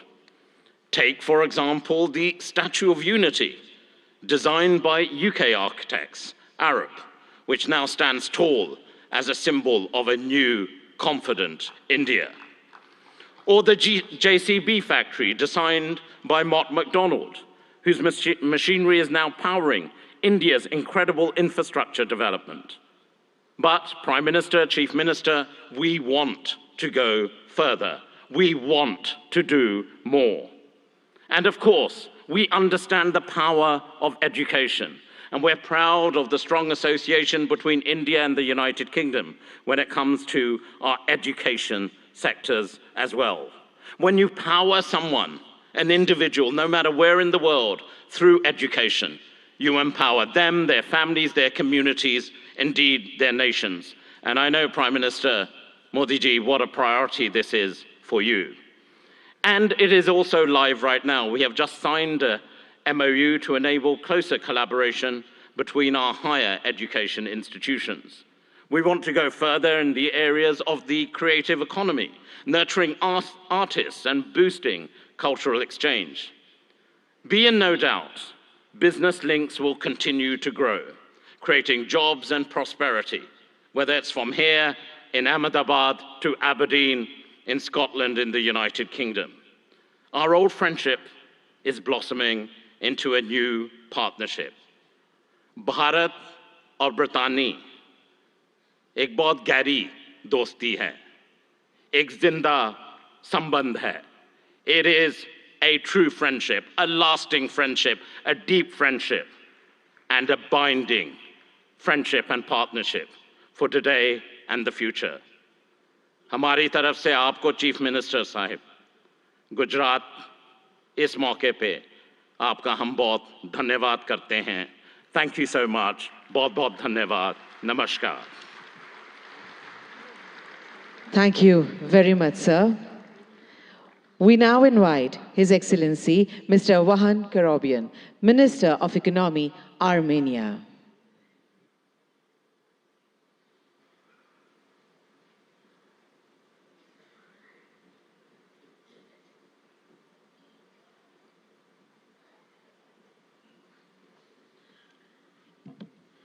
Honorable Excellency Prime Minister Shri Narendra Modi, Honorable Chief Minister of Gujarat Bhuendra Bhai Patel, Excellencies, distinguished guests, ladies and gentlemen.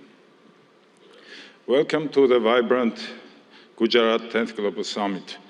As Minister of Economy of Armenia, I'm delighted to share the remarkable strides of our nation has made, especially in the realm of technology, trade and investment. Our economy is doubled in 3-year time, and economic boom has not only reshaped our domestic landscape, but also positioned Armenia as the most advanced economy within the Caucasus and Eurasian Economic Union. In the burgeoning tech sector, dynamic trade environment and attractive investment opportunities in Armenia have drawn global attention. Our commitment to continuously improving a business-friendly environment is evident in our progressive policies, which have been instrumental in catalyzing growth and innovation.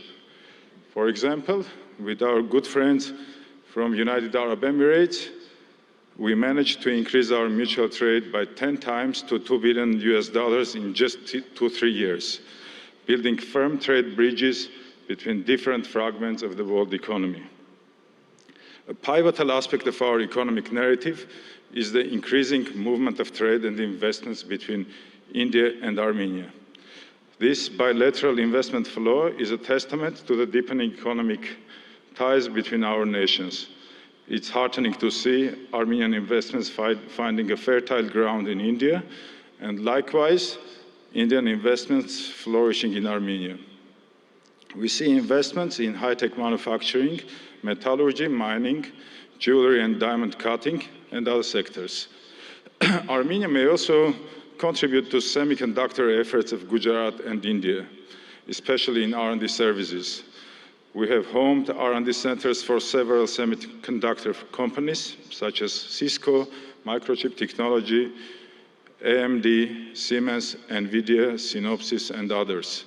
Given this promising potential, it's crucial for both the Armenian and Indian governments to further encourage and develop this mutual trade, logistics, and investment opportunities.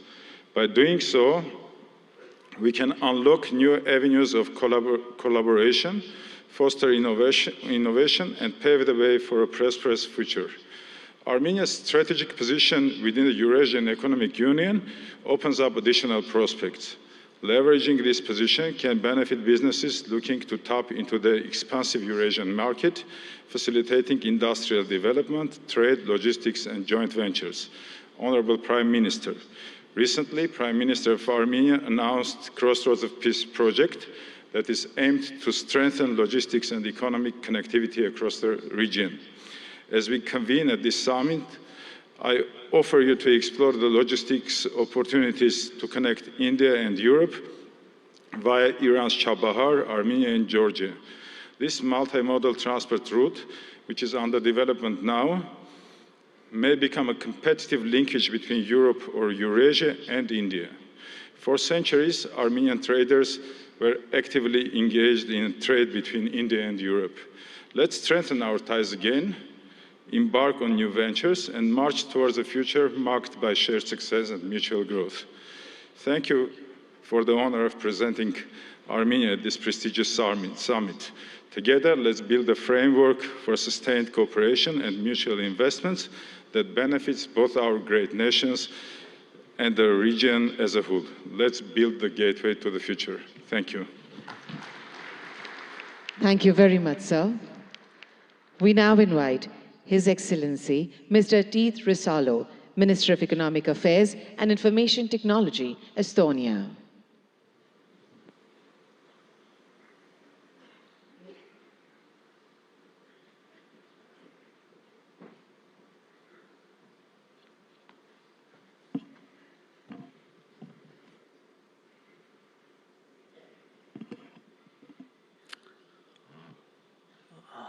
Prime Minister, Chief Minister, Excellencies, ladies and gentlemen, dear friends, Namaste, or Tere hommikust, as we say in Estonian. I believe India is a spiritual country where people believe still in miracles. And let me present you one straight away. It's me standing here representing the Republic of Estonia, free and independent country with a population of 1.4 million. Archaeology tells us that Estonians have been living in the same place for 5,000 years. But from the written history of 1,000+ years, we have been independent only 50. Despite that, we have maintained a unique culture and a full-blown, unique language and a full-blown culture. We regained our independence only 30 years ago. We started from zero. We had devastated economy, zero capital, and no major natural resources. For now, we are widely recognized as first and one of the most advanced digital societies. Estonia is a global leader in harnessing the power of technology for its citizens. But the truth is, miracles just don't happen. You have to work hard to arouse them. And that's why we are here, to work together with nations and regions who share the same values: democracy, rule of law, market economy, drive forward. India certainly has an instrumental role to play that those values prevail globally. You have proved it repeatedly, most recently with the excellent execution of the G20 presidency. Thank you again, Prime Minister Modi, for the leadership. Estonia is ready to work with you and offer our best knowledge on digital public goods, on e-governance, cybersecurity, green tech, educational technology, and personal medicine. And we know India grows when the states grow. So we're happy to work on all this with Gujarat, because Gujarat means growth.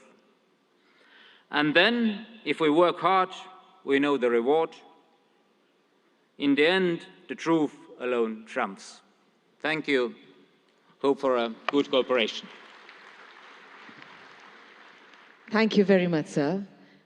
We now invite His Excellency Mr. Riyad Mazzour, Honorable Minister of Industry and Commerce, Morocco, for his address.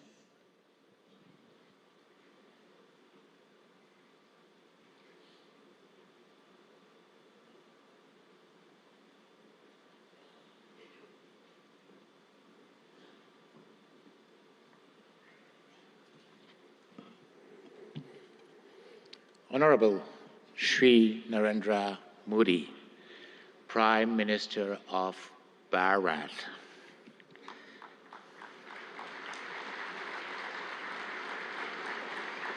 Honorable Chief Minister of Gujarat, Shri Bhavendra Patel. Honorable Head of States, Chief of Governments, Ministers, Excellencies, ladies and gentlemen, it's my honor and distinct privilege to address this esteemed assembly at the 10th Vibrant Gujarat Global Summit, representing the Kingdom of Morocco. I'm deeply grateful for your gracious invitation extended to by the government of Bharat. This marks a significant milestone as Morocco proudly participate as a partner country for the second time in this globally acclaimed summit. This summit, an initiative that we owe you, Prime Minister Modi, that we owe to your leadership, stands as a beacon of opportunity, not only in fostering business projects, but also in fortifying the enduring bonds of cooperation and friendship that so splendidly unites Morocco and Bharat. The historical visit of our beloved King Mohammed VI to Bharat in 2015 and his meeting with you, Prime Minister, Honorable Prime Minister Modi, marked a new era in the cooperation between my country and Bharat, raising the level of bilateral relation to a strategic partnership. Even our beloved king at that time expressed his admiration for the Indian model, which has succeeded in emerging as one of the largest world economy. Let me comment on what has been said beforehand. Prime Minister Modi, you made Gujarat as an engine of growth for Bharat, but you made Bharat as the engine of growth of the world. Morocco, for its part, has also evolved positively, showing a regional leadership in advanced sectors, such as automotive, aerospace, semiconductor, and fertilizer industry, coupled with a significant transformation of historical sectors such as textile and agri-food. All sectors have been performing remarkably well despite successive crises, which confirm the undeniable success of the industry policy of Morocco, Gujarat, and Bharat. Since then, our two governments have worked tirelessly to achieve the objectives set. Today, there are almost 50 agreements and MOUs signed in various sectors. Today, there are also 45 Indian companies established in Morocco, while there were only 13 in 2015. Today, our exchanges have tripled from $1.4 billion to $4.2 billion. Today, Gujarat, India, has hosted the most important Moroccan investments in Asia. This is a testimony of the great momentum that had been injected into Moroccan-Indian bilateral relations, and I'm confident this will continue to grow as both of our nations share a commitment to economic growth, sustainable development, and mutual prosperities. Ladies and gentlemen, under the guidance of our beloved King, Morocco has embarked on a transformative journey, guided by a strategic development roadmap that has steered the nation towards openness and remarkable progress. In the face of supply shocks and succession of global crises, Morocco's resilience has been extraordinary, showcasing its agility to navigate through multifaceted challenges with innovative solutions. Indeed, our country's GDP has tripled in the last 20 years, and we multiplied our manufacturing export by 6 since 2000. Today, 87% of our exports are manufactured products. Today, Morocco is the first manufacturer of cars in Africa and one of the most competitive countries worldwide in producing cars and renewable energy.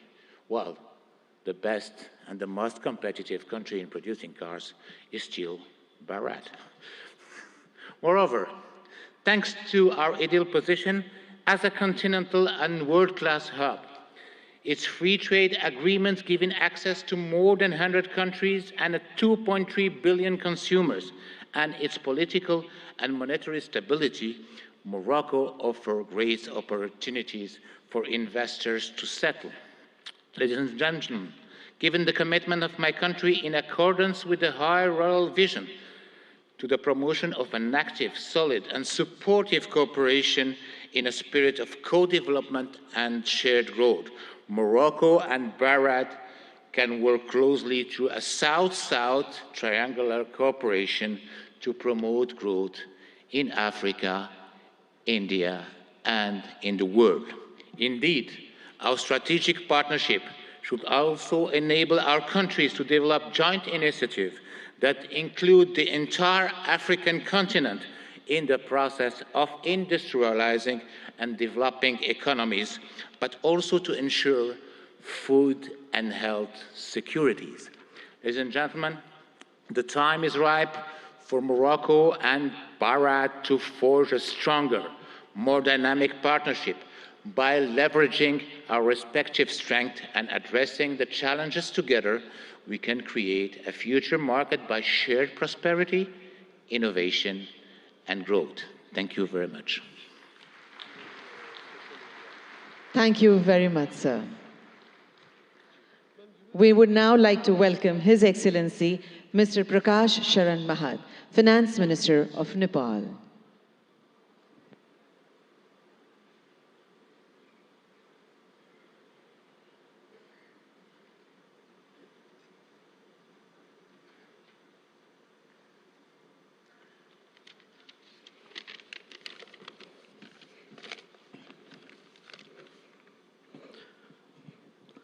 Right Honorable Prime Minister Shri Narendra Modi ji, Honorable Chief Minister of Gujarat Shri Bhupendra Bhai Patel ji, distinguished participants, ladies and gentlemen, warm greetings from Nepal.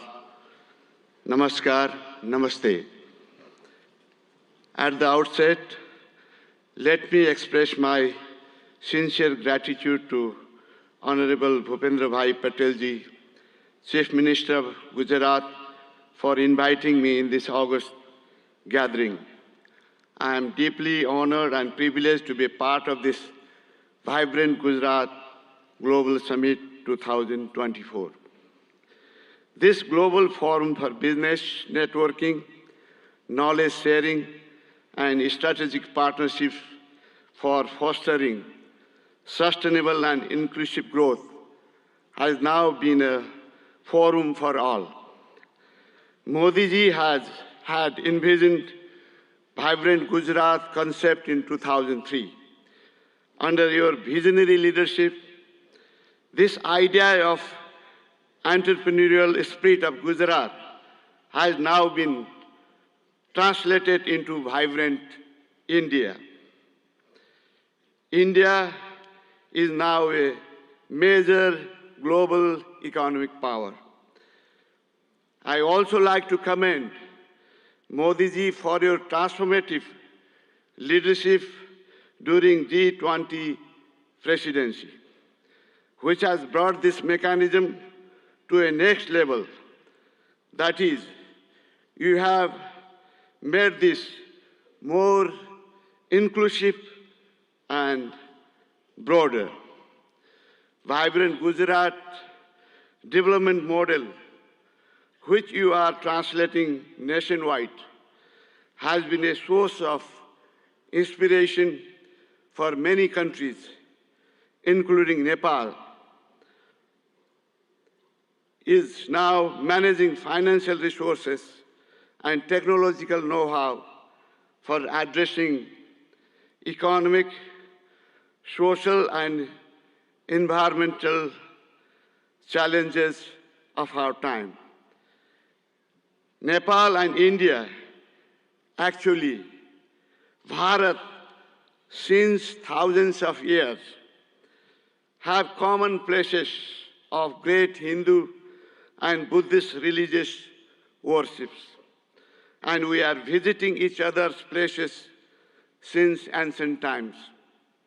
I am happy to inform you that visitors from Gujarat are one of the largest in Nepal. I still have fresh memory of Modi ji's statement delivered in our parliament in 2014, particularly your emphasis on HIT, that is highways, information ways, and transmission ways.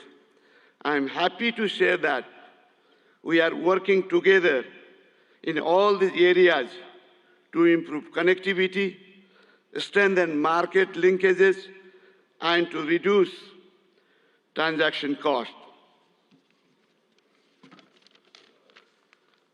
Recently, Nepal and India have signed a long-term power purchase agreement of exporting 10,000 megawatt of electricity to India over 10 years of time.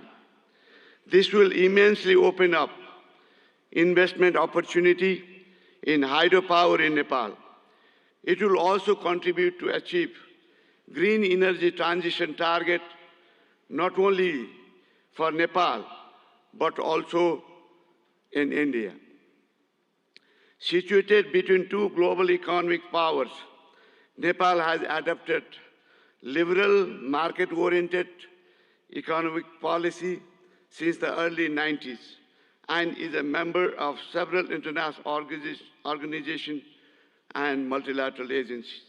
And we are implementing trade and investment policies and regulation of international standards. Nepal provides investor-friendly regulatory and legal framework with macroeconomic stability and rule-based democratic political system. Our legal system prohibits nationalization of private enterprises and properties. We guarantee national and non-discriminatory treatment to foreign investment. Those who have invested in Nepal are enjoying good returns on their investment. The abundant natural and educated human resources, together with potential domestic and export market, ensures attractive return for prospective investors. There are huge untapped investment opportunities in Nepal, in energy, tourism, agribusiness, and ICT. There are also other potential areas of investment such as health, education, manufacturing, construction, transportation, mining, banking, and financial services.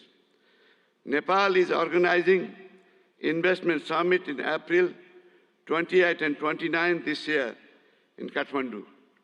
I would like to use this occasion to cordially invite all captains of industries and entrepreneurs from India and other participating countries for your valuable involvement in this summit. I hope your innovative business ideas and investment decisions will be a milestone for unlocking growth potential of Nepal. Once again, I would like to express my sincere thanks to the state government of Gujarat for providing me this opportunity to witness remarkable confluence of minds and energies in vibrant Gujarat Global Summit. I wish for the grand success of this summit. Thank you very much. Thank you very much, sir. We now invite His Excellency Mr. Tran Lu Quang, Deputy Prime Minister of the Socialist Republic of Vietnam, to deliver his address.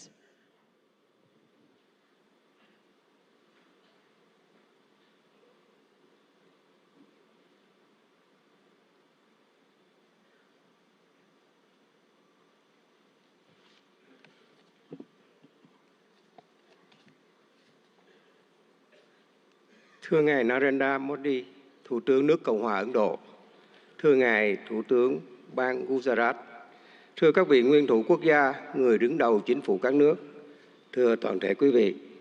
Hôm nay, tôi rất vui mừng tham dự Hội nghị Thượng đỉnh toàn cầu Gujarat đầy sức sống lần thứ 10 với chủ đề Cửa ngõ vào tương lai tại bang Gujarat, quê hương của vị lãnh tụ vĩ đại Mahatma Gandhi của đất nước và nhân dân Ấn Độ anh em, quê hương của ngài Thủ tướng Narendra Modi.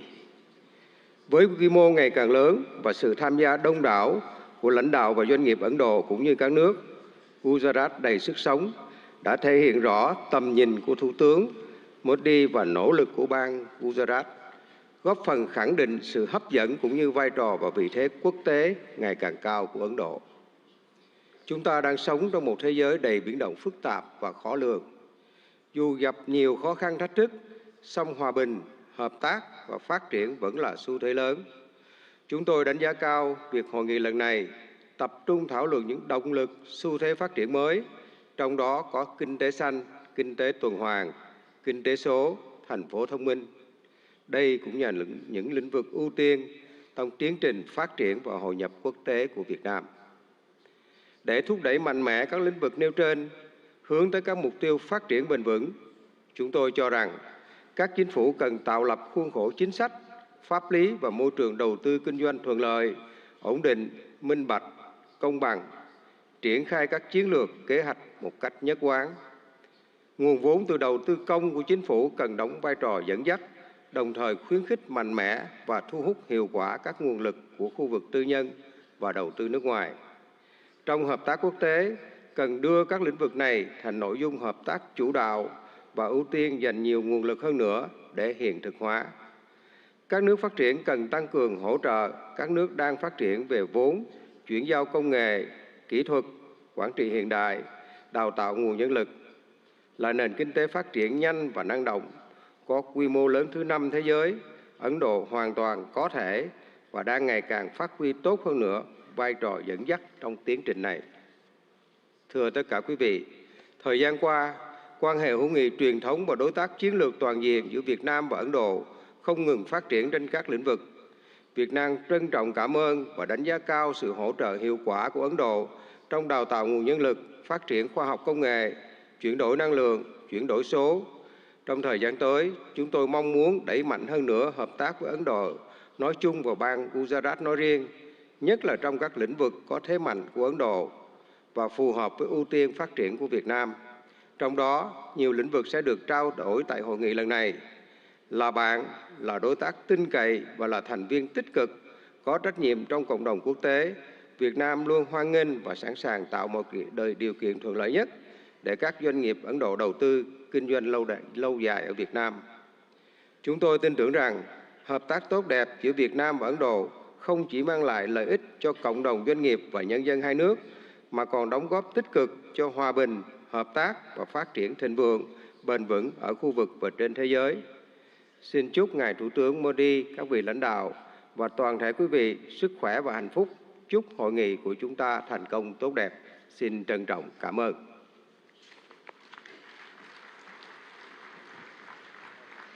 Thank you very much, sir. We now honored to invite His Excellency Mr. Petr Fiala, Honorable Prime Minister, Czech Republic, for his address.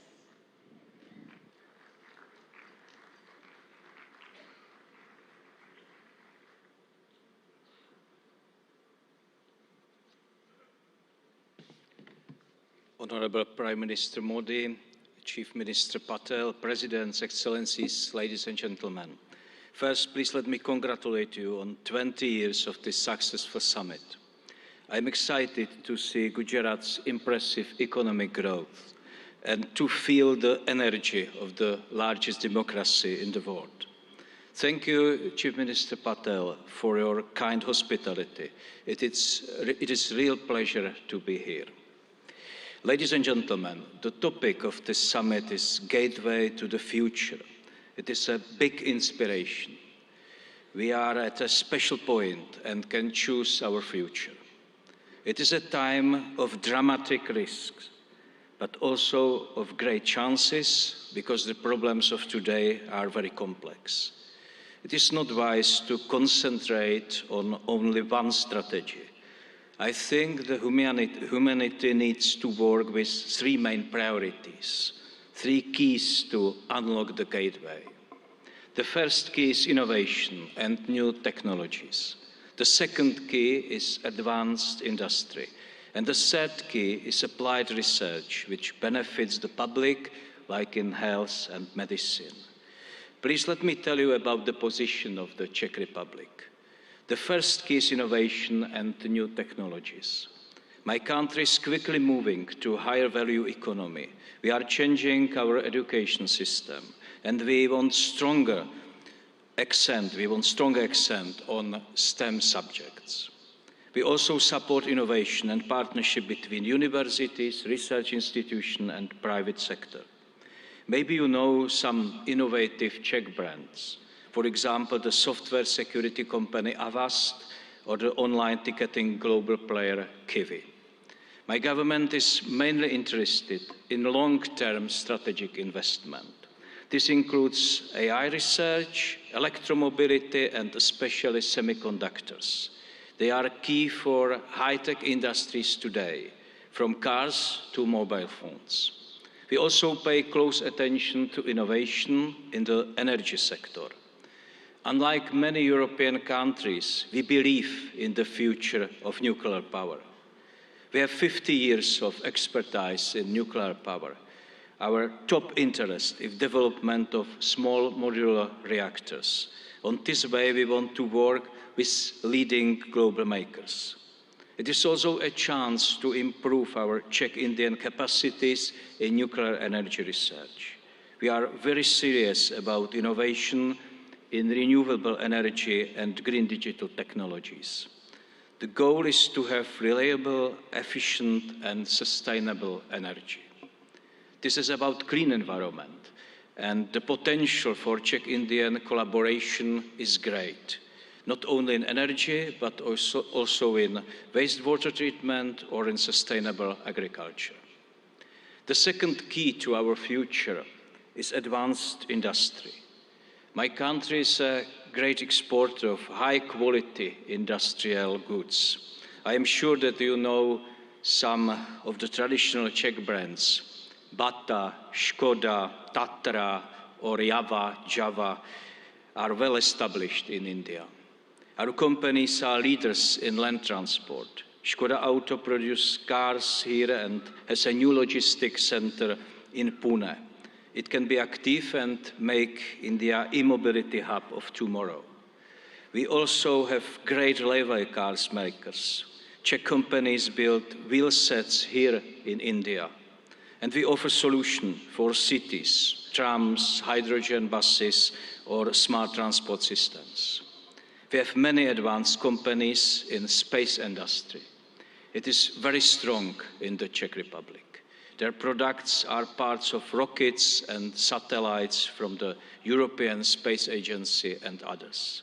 Our aerospace and defense industry is always ready to help our friends in India.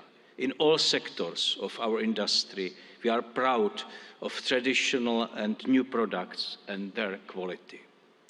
The third key is applied research in fields like healthcare and medicine. There are many major issues in public health: lifestyle diseases, sustainability of public health systems, and the new health dangers. COVID-19 is a typical example. It shows us the benefits of international cooperation, sharing results and experience, and fighting the virus faster than ever before. It also shows us the need to be prepared for other new dangers.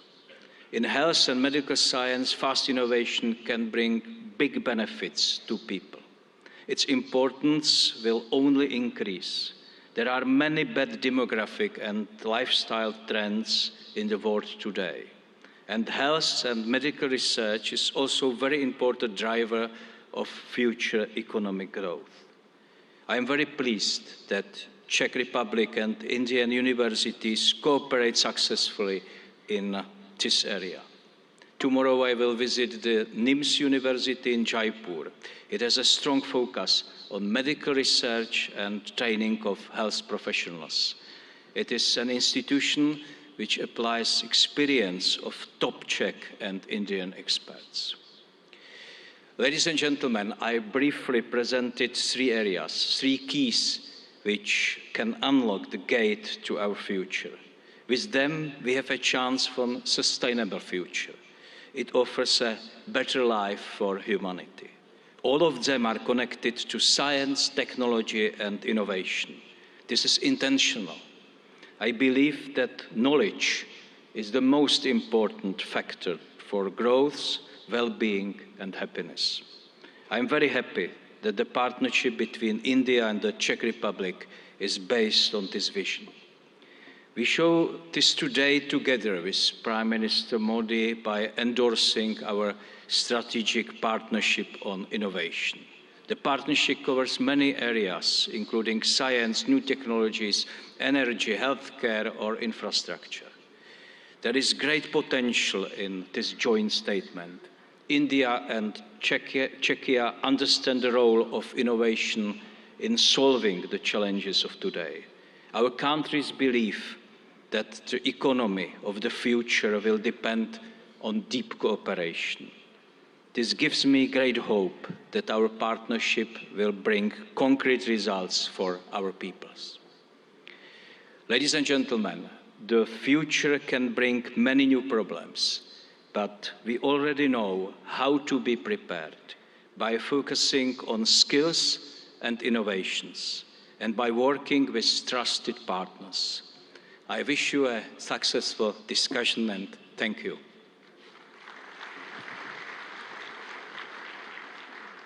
Thank you very much, sir, for your words of appreciation and encouragement.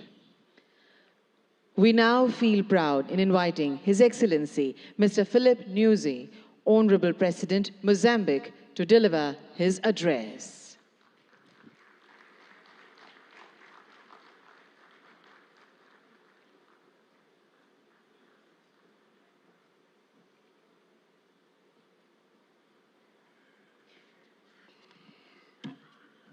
Muito obrigado. Sua Excelência Narendra Modi Ji, Primeiro-Ministro da República da Índia. Sua Excelência José Ramos Horta, Presidente de Timor-Leste. Sua Excelência Petra Fiala, Primeiro-Ministro da República Tcheca. Sua Excelência Bhupendra Patel, Ministro-Chefe do Estado de Gujarat. Senhores ministros presentes nesta cimeira, minhas senhoras e meus senhores. Inicio a minha intervenção saudando e agradecendo a Vossa Excelência e meu irmão Narendra de Mordadas Modi Primeiro-Ministro da Índia, pelo convite que nos foi formulado na qualidade de parceiro para participar neste evento de grande relevância para os nossos países. Aproveito a ocasião para felicitar a vossa presidência do G20, o momento histórico que conseguiu colocar o continente africano, ou seja, a União Africana, como membro permanente do G20. Saudamos de forma distinta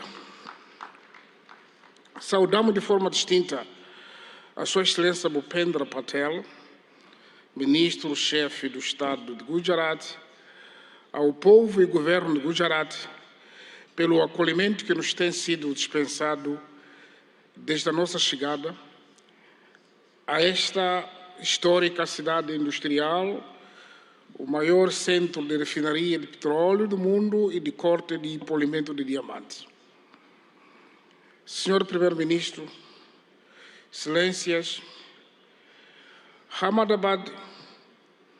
em Ahmedabad me sinto em minha própria casa, pois foi daqui que adquiri conhecimentos que me têm ajudado a adicionar ao que antes tinha conseguido e, com o espírito de sempre aprender, me permite dar a minha humilde contribuição para o desenvolvimento do meu país, Moçambique. Suprabhat Mara Gujarat Deshwasione. Umujamachu Habar Namaste. A República de Moçambique participa neste fórum singular de Gujarat com o objetivo de aprender e partilhar a experiência a nível estatal, empresarial, da sociedade civil e da academia, conforme está estruturado no evento. É nosso interesse identificar oportunidades e estabelecer parcerias para coletivamente e com base em vantagens mútuas criar alicerces para o desenvolvimento harmonioso, criação da riqueza e do bem-estar para os nossos povos. A República da Índia e o Estado de Gujarat, em particular, oferecem a muitos países em desenvolvimento a oportunidade de partilhar a experiência de resiliência e de superação perante obstáculos ao desenvolvimento. O fato desta Cimeira Bienal, instituída há mais de 20 anos, assumir-se como ponto de partida para a autossuficiência de uma região, a Cimeira Global de Gujarat tem também a particularidade de encorajar os países e Estados a fazerem uma apresentação sobre as oportunidades de negócio e de investimentos que oferecem. O nosso interesse em aprender da experiência de Gujarat é ainda maior porque acreditamos na estratégia de desenvolvimento baseada na autossuficiência, ou seja, na produção e transformação interna de recursos ao nosso dispor, destinada a autoconsumo e exportação. Por outro lado, os momentos temáticos agendados nesta edição da Cimeira Global de Gujarat abrangem áreas importantes para o fortalecimento da nossa cooperação bilateral. Destacamos a promoção da feira comercial, os temas sobre a transição para a economia verde no âmbito do desenvolvimento econômico sustentável, tecnologia e inovação como motores de crescimento econômico e a questão do financiamento de infraestruturas sustentáveis. Excelências, Moçambique é um país com potencialidades econômicas ainda por explorar. Pois vejamos, possui terras aráveis e rios abundantes, condições propícias para a prática da agricultura industrial, pecuária e pesca. Mantém enormes reservas para o desenvolvimento da indústria extrativa e transformadora. O país dispõe ainda de grandes reservas de areias pesadas, para além de outros minérios de elevado valor comercial, como tais diamantes, pedras preciosas, cobre, ferro, grafite. Aliás, falando do grafite, o CEO da Suzuki falou da produção de baterias. Imediatamente eu convido para produzir em Moçambique, porque grafite está em abundância. Mas também Moçambique possui carvão mineral e já estamos a exportar para este país em grandes quantidades. Isso só para citar alguns exemplos. O nosso país é também conhecido como detentor de enormes potenciais energéticos. Energia hídrica, eólica, solar, e estamos agora a projetar a construção de uma grande barragem hidroelétrica para mais de 1.500 megawatts. Esperamos que pode haver interesse de participar conosco ainda. Isso incluindo também uma das maiores reservas de gás natural do mundo, na bacia do Rovuma. Aliás, sei dizer que 3 empresas maiores deste país são parceiros na exploração do gás em Moçambique. Moçambique oferece igualmente oportunidades para o desenvolvimento de todo tipo de turismo, incluindo o ecoturismo. O nosso país, por ser banhado pelo nosso oceano comum, que é o Oceano Índico, permite que o canal de Moçambique seja a rota comercial estratégica de muitos países, incluindo os países de Interland da África Austral, cujo acesso ao mar é através de Moçambique. Também desfilou neste pódio o CEO do DP World. Ele pode ser testemunho porque já estão a operar nos portos moçambicanos. Portanto, investir em Moçambique é também tirar benefício das oportunidades econômicas que a sub-região da África Austral, isto é, dos países da SADC, oferece com um mercado de mais de 250 milhões de habitantes.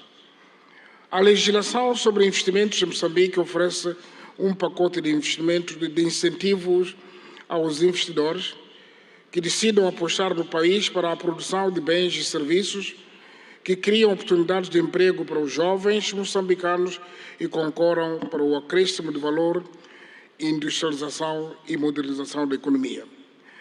Neste contexto, para fortalecer a cooperação internacional, através da criação de parcerias produtivas, conducentes a uma rápida aceleração do crescimento econômico global e melhoria das condições de vida das nossas populações, convido mulheres, homens de negócios indianos e de todas as outras partes do mundo aqui presentes a investir em Moçambique numa base de ganhos mútuos. O governo de Moçambique tudo faz e fará de modo a assegurar uma parceria econômica em que todos saiamos a ganhar e juntos contribuamos para um mundo próspero para nós e para as futuras gerações. Termino afirmando que a meta coletiva ficou patente, que é melhorar as condições de vida da humanidade, num ambiente de paz, cooperação, solidariedade e de sustentabilidade em que se respeite e se preserve o planeta Terra, a nossa casa comum. Fazemos votos que desta semeira brotem negócios viáveis em benefício dos nossos países e povos. A todos desejamos melhores venturas e muitos sucessos na criação do progresso e bem-estar comum. Obrigado, parabéns, Primeiro-Ministro Modi. Thank you so much, sir, for your words of praise and your insights on shared journey of development. We would now with pleasure invite His Excellency, Mr. José Ramos Mirta, Honorable President Timor-Leste, to deliver his significant address.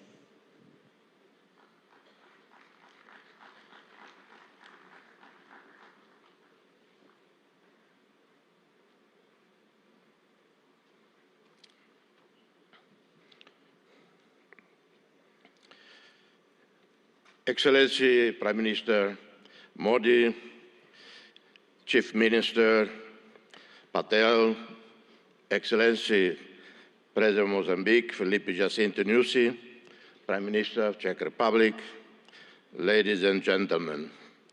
It is always a real pleasure to set foot on this land of a great ancient civilization. I first visited India on a personal capacity in April 1992, having spent more than a week in Dharamsala. My first official visit was in 2003 as Senior Minister of Foreign Affairs of the newly independent Timor-Leste. I visited again India in 2013, 2014, 2015 in different capacities. In my previous position as Senior Minister of Foreign Affairs, I wholeheartedly supported India's meritful right to be a permanent member of the UN Security Council. And I'm continuing to advocate for India and for Indonesia, two Asian countries, to be permanent members of a reformed, expanded, more representative UN Security Council. As chair of, in 2014-15, of the high-level independent panel on UN peace operations, I visited Delhi for extensive consultation with leaders, including senior military officers. I worked closely with the Permanent Mission of India to the UN in New York as we produce a 100-page report and recommendations on how the UN should anticipate, respond more timely and effectively to the new emerging security challenges. This is my relationship with India. My sincere appreciation for the invitation to address this prestigious international forum, my gratitude to a great visionary, transformative leader, Prime Minister Narendra Modi, who conceived the 10th Vibrant Gujarat Global Summit in 2003. Gratitude for the warm reception extended to me and members of my delegation. This forum, now renowned globally, has been a catalyst for business networking, knowledge sharing, strategic partnerships, inclusive growth, and sustainable development. The state of Gujarat, driven by an inherent entrepreneurial spirit, has emerged as an industrial leader and a favored destination for investment. Timor-Leste, for its part, represents an oasis of peace, tolerance, and stability, where fundamental rights and freedoms are strictly safeguarded. The International Media Watch, called Reporters Without Borders, based in Brussels, rates Timor-Leste number 10 globally in media freedom out of 193 countries. Timor-Leste stands out with a business environment conducive to investments, having consolidated global presence as an active member of the United Nations, the Community of Portuguese-speaking countries, CPLP, a pioneer, founder of the G7 plus fragile states, leader and spokesperson in climate change within LDCs and SEEDs. We are progressing our membership process with WTO, which should happen probably in February, hoping to formally exceed by March this year. Formal ASEAN membership should occur in 2025. We are committed to creating a favorable business environment with legislation in line with international best practices, protecting foreign investments, eliminating double taxation, open PPPs, BOTs, and any other mutually beneficial modality consistent with the priorities outlined in our National Strategic Development Plan. We have a sovereign wealth fund with significant investments in US Treasury bonds and other developed market bonds, and have invested significantly in equities internationally with more than 1,000 portfolios, with annual returns of over 8%. We have zero debt to commercial banks. Our debt to regional or multilateral lending institutions is 13% of our GDP. Our young and vibrant diaspora present in countries such as Australia, South Korea, Indonesia, Malaysia, Portugal, the United Kingdom contribute significantly to the development of both host countries and Timor-Leste, with foreign remittances being an important part of our society well-being. We invite you, ladies and gentlemen, to invest with us, be part of the realization of a dream. Opportunities abound. I outline some. In the tourism sector, almost the entire northern coast of Timor-Leste, plus Atauro and Jaco Islands, teem with the richest biodiversity in the world. That's according to Conservation International, not according to me personally. Boasting the healthiest coral biodiversity in the entire region, known as the Amazon of the seas. Atauro Island, located north of Timor-Leste's capital, is recognized as a most important part of the global center of marine biodiversity and a global priority for conservation. We integrate a region that covers 1.6% of the planet's ocean area, bursting with marine life, home to 76% of all known coral species in the world, and habitat of more than 3,000 species of fish. We are seeking investment and partnerships in hotels, resorts, homestays, convention centers, restaurants, services, customer support, wellness, and hospitals. In the oil, gas, minerals and renewables, we have a vast resources, oil and natural gas reserves, onshore and offshore, within our exclusive economic zone, where the Greater Sunrise gas field stands out, whose consortium led by Woodside is expected to bring this important wealth onshore very soon. In the coming years, Timor-Leste will invest in the construction of a modern gas pipeline and petrochemical industry as part of our major Tasimane project. This major national investment includes, among others, the construction of a refinery, the adaptation of our power station to natural gas, and the development of a multifunctional supply base for all their related needs.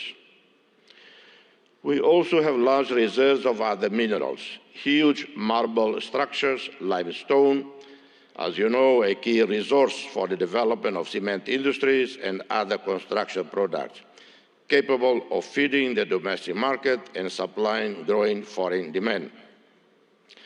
Green economy, renewable energies. Committed to sustainable development, we seek to invest in renewable energy as prudent, incremental transition to renewable energies. We are looking forward to working with the UAE, led by a visionary leader, our friend, President Sheikh Mohammed bin Zayed Al Nahyan, with whom we share many commonalities. This is in line with commitments made at the recent COP28 summit held in Dubai. I take the opportunity to congratulate His Royal Highness, the President of UAE, Sheikh Mohammed bin Zayed Al Nahyan, for the success of the UAE chairmanship of the 28th Conference of the Parties to UNFCCC. We have a great potential for developing solar and wind energy production fields, and some projects are underway with the support of the Asia Development Bank, namely in the municipality of Manatutu, where an initial investment of US $120 million is expected to produce in 25 years overall return above US $300 million. We seek to develop hydroelectrics with the construction of dams and mini hydroelectric plants that can take advantage of the mountainous terrain and rainy season, guaranteeing access to clean energy and reserve water for irrigation and urban supply. infrastructure and transport. In the last 15 years, we have seen dramatic improvements in our infrastructure sector.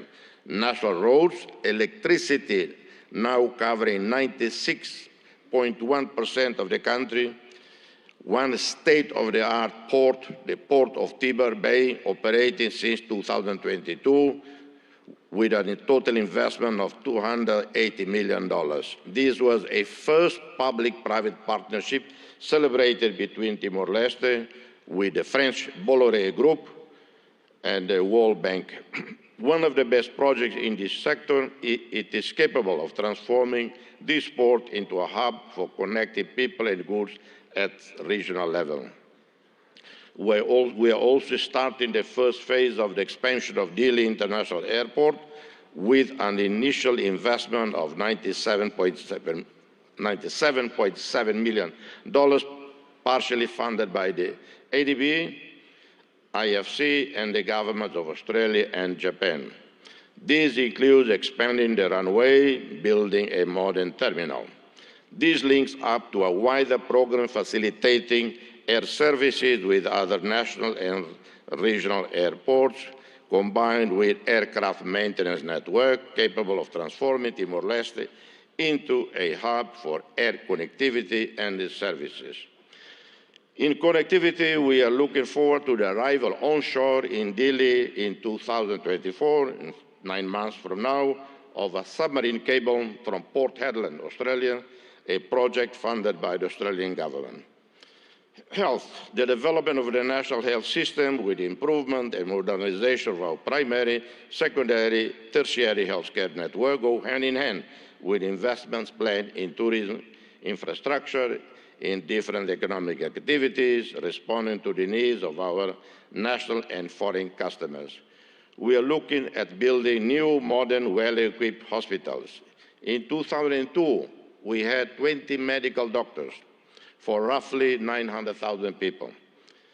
In 2024, we have over 1,200 medical doctors for 1,400,000 people. Our ASEAN roadmap and accession anticipates the construction of suitable infrastructure to host international summits, such as airports, communications facilities, five-star hotels, convention centers, modern health and hospital services. Agriculture, fisheries, and forestry. Timor-Leste has great potential for agricultural development. Traditional crops such as rice, coffee, maize, cassava, cocoa, vanilla.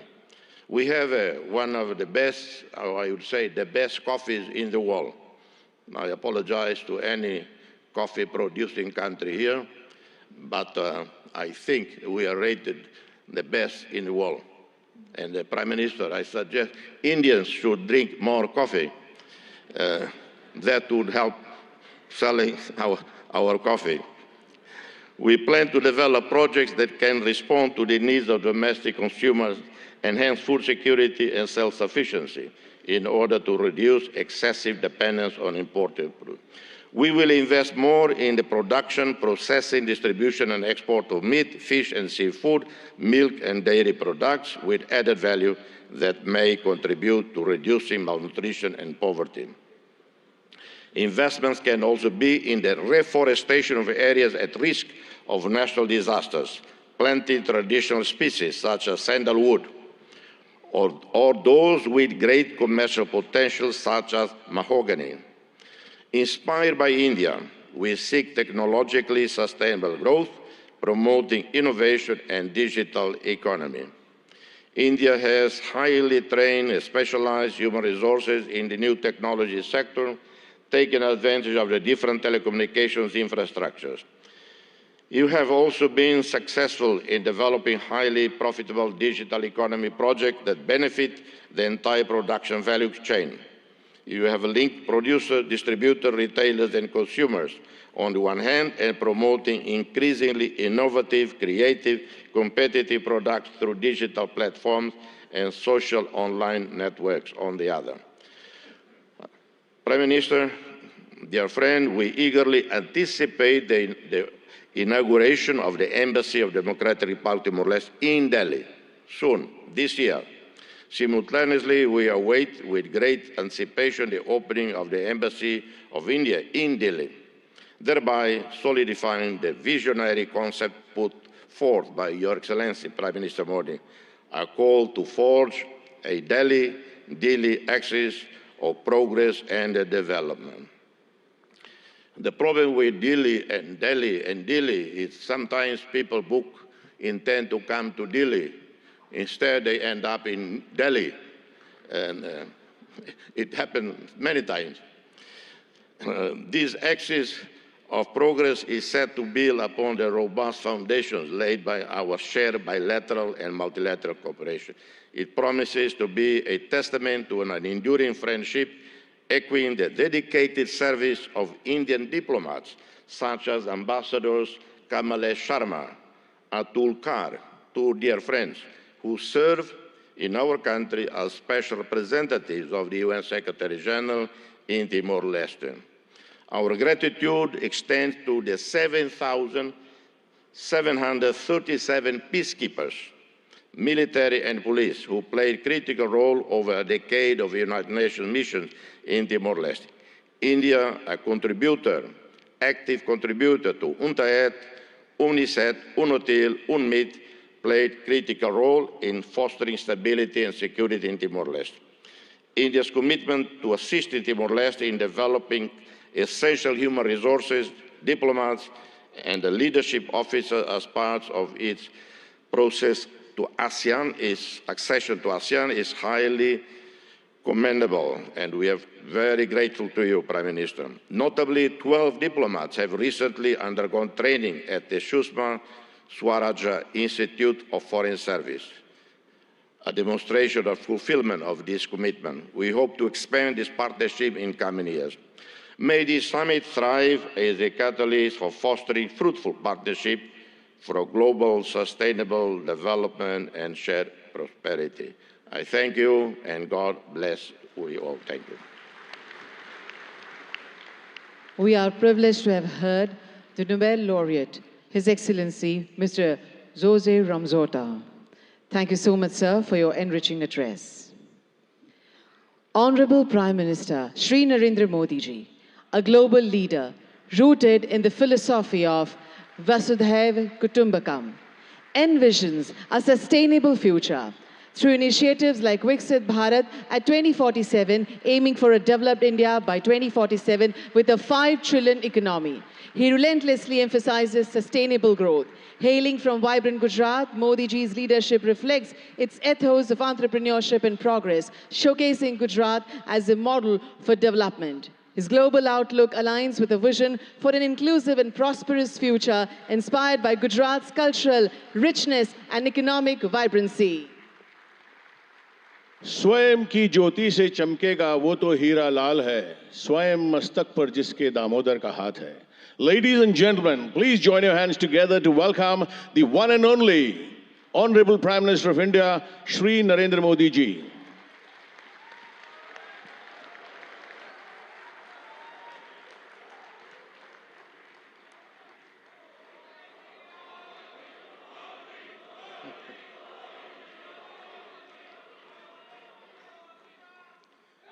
His Excellency Mr. Philip Nyusi, President of Mozambique, His Excellency Mr. Ramos Horat,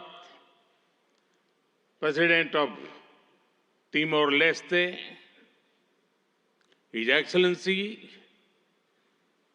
Mr. Petr Fiala, Prime Minister of Czech Republic,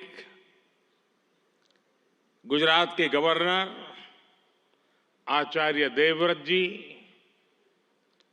यहाँ के लोकप्रिय मुख्यमंत्री भूपेंद्र भाई पटेल, देश विदेश से आए हुए सभी विशेष अतिथि, अन्य महानुभाव,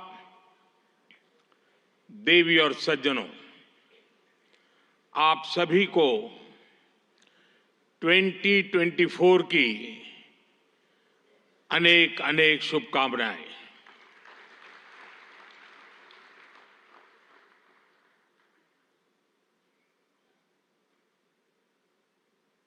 निकट भूतकाल में भारत की आजादी के 75 साल पूरे हुए और अब भारत अगले 25 वर्षों के लक्ष्य पर काम कर रहा है। जब भारत अपनी आजादी के 100 वर्ष मनाएगा, तब तक हमने भारत को विकसित बनाने का लक्ष्य रखा है और इसलिए ये 25 साल का कार्यकाल भारत का अमृत काल है। ये नए सपने, नए संकल्प और नित्य नूतन सिद्धियों का कार्यकाल है। इस अमृत काल में ये पहली वाइब्रेंट गुजरात ग्लोबल समिट हो रही है और इसलिए इसका महत्व और बढ़ गया है। इस समिट में आए 100 से ज्यादा देशों के प्रतिनिधि भारत की इस विकास यात्रा के अहम सहयोगी हैं। मैं आप सभी का स्वागत करता हूं, अभिनंदन करता हूं। फ्रेंड्स, यूएई के राष्ट्रपति मेरे brother his highness Sheikh Mohammad bin Zayed का इस आयोजन में शामिल होना हमारे लिए बहुत खुशी की बात है।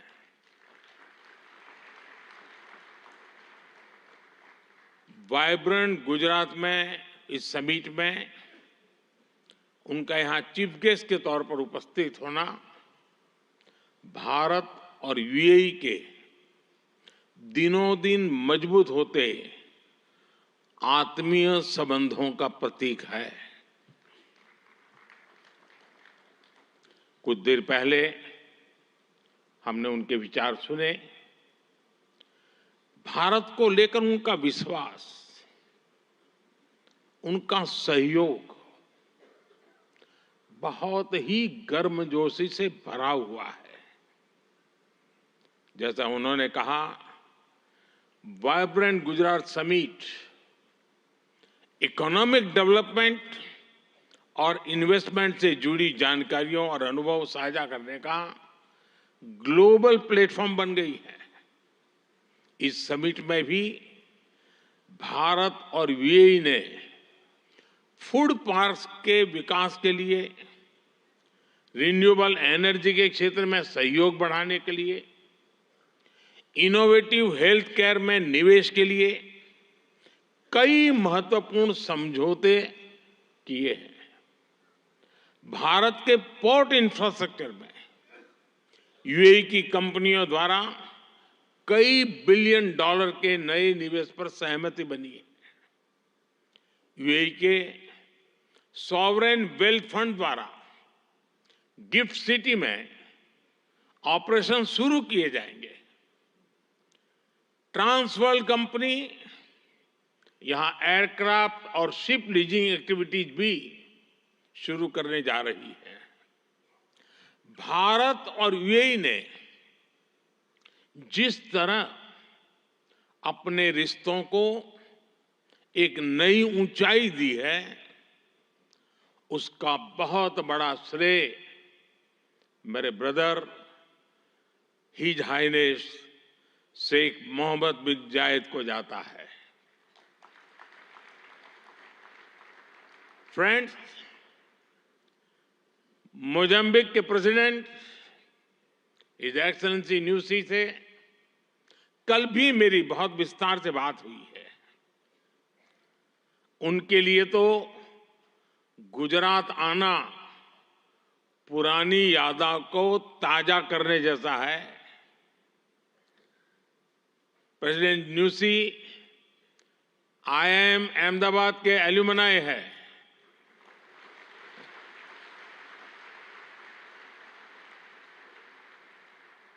भारत के लिए गर्व की बात है कि हमारी G20 प्रेसिडेंसी में अफ्रीकन यूनियन को स्थायी सदस्यता मिली।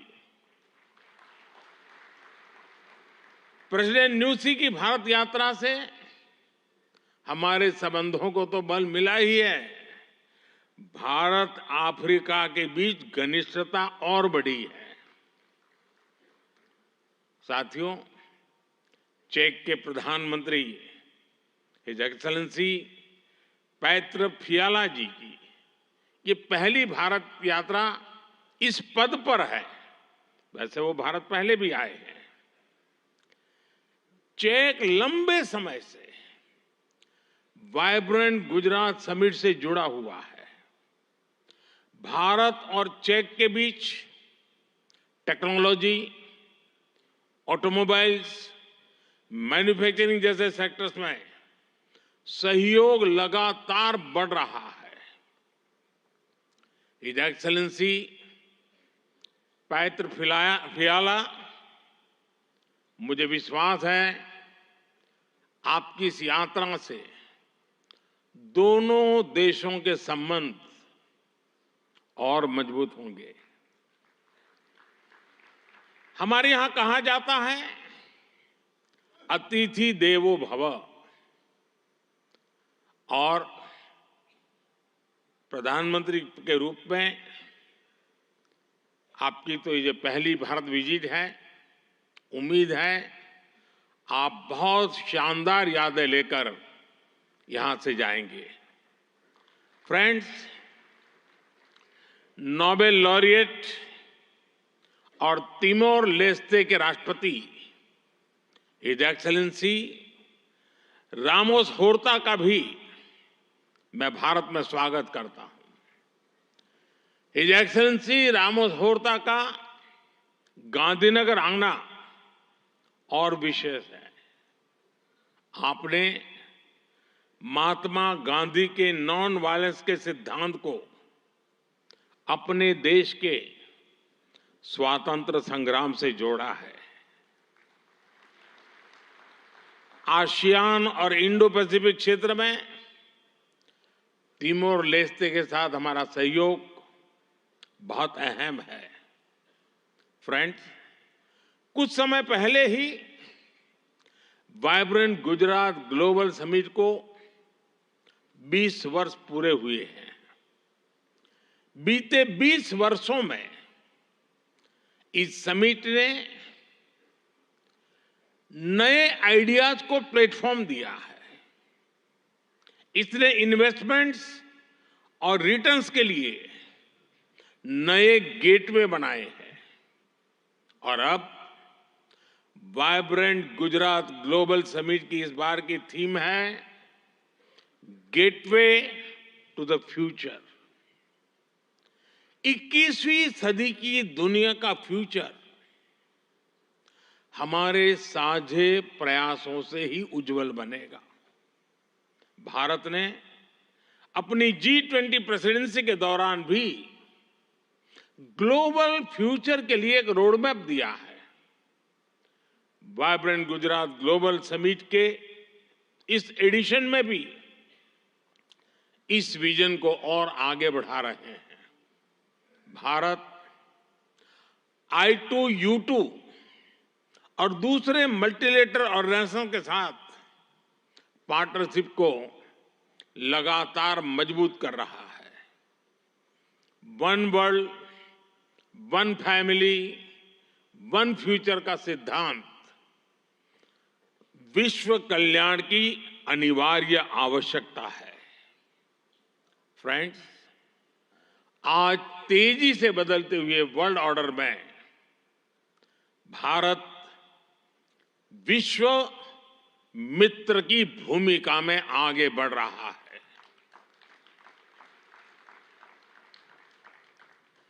आज भारत ने विश्व को ये भरोसा दिया है कि हम साझा लक्ष्य तय कर सकते हैं, अपने लक्ष्य प्राप्त कर सकते हैं। विश्व कल्याण के लिए भारत की प्रतिबद्धता, भारत की निष्ठा, भारत के प्रयास और भारत का परिश्रम आज की दुनिया को ज्यादा सुरक्षित और समृद्ध बना रहा है। The world looks at India as an important pillar of stability, a friend who can be trusted, a partner who believes in people-centric development, a voice that believes in global good, a voice of the global south, an engine of growth in the global economy, a technology hub for finding solutions, a powerhouse of talented youth, and a democracy that delivers. Friends, Bharat के 1.4 billion लोगों की priorities और aspirations, human centric development पर उनकी आस्था, inclusivity और equality का हमारा commitment, विश्व समृद्धि और विश्व के विकास का बहुत बड़ा आधार है। आज भारत दुनिया की 5th लार्जेस्ट इकोनॉमी है। 10 साल पहले भारत 11th पर था। आज दुनिया की हर प्रमुख रेटिंग एजेंसी का अनुमान है कि भारत अगले कुछ वर्षों में दुनिया की टॉप 3 इकोनॉमी में जाएगा।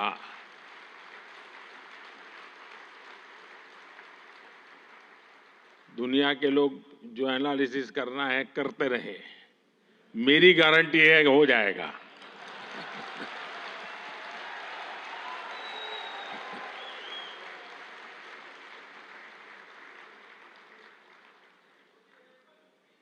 एक ऐसे समय में जब विश्व अनेक अनिश्चितताओं से घिरा हुआ है, तब भारत दुनिया में विश्व की एक नई किरण बनकर के उभरा है। भारत की प्राथमिकताएं बिल्कुल स्पष्ट है। आज भारत की प्राथमिकता है sustainable industry, infrastructure and manufacturing. आज भारत की प्राथमिकता है new age skills, futuristic technology, AI and innovation. आज भारत की प्राथमिकता है green hydrogen, renewable energy, semiconductors, इसका पूरा इकोसिस्टम। इसकी एक झलक हम vibrant Gujarat global trade show में भी देख सकते हैं। और मेरा तो आग्रह है कि ट्रेड शो जरूर देखें।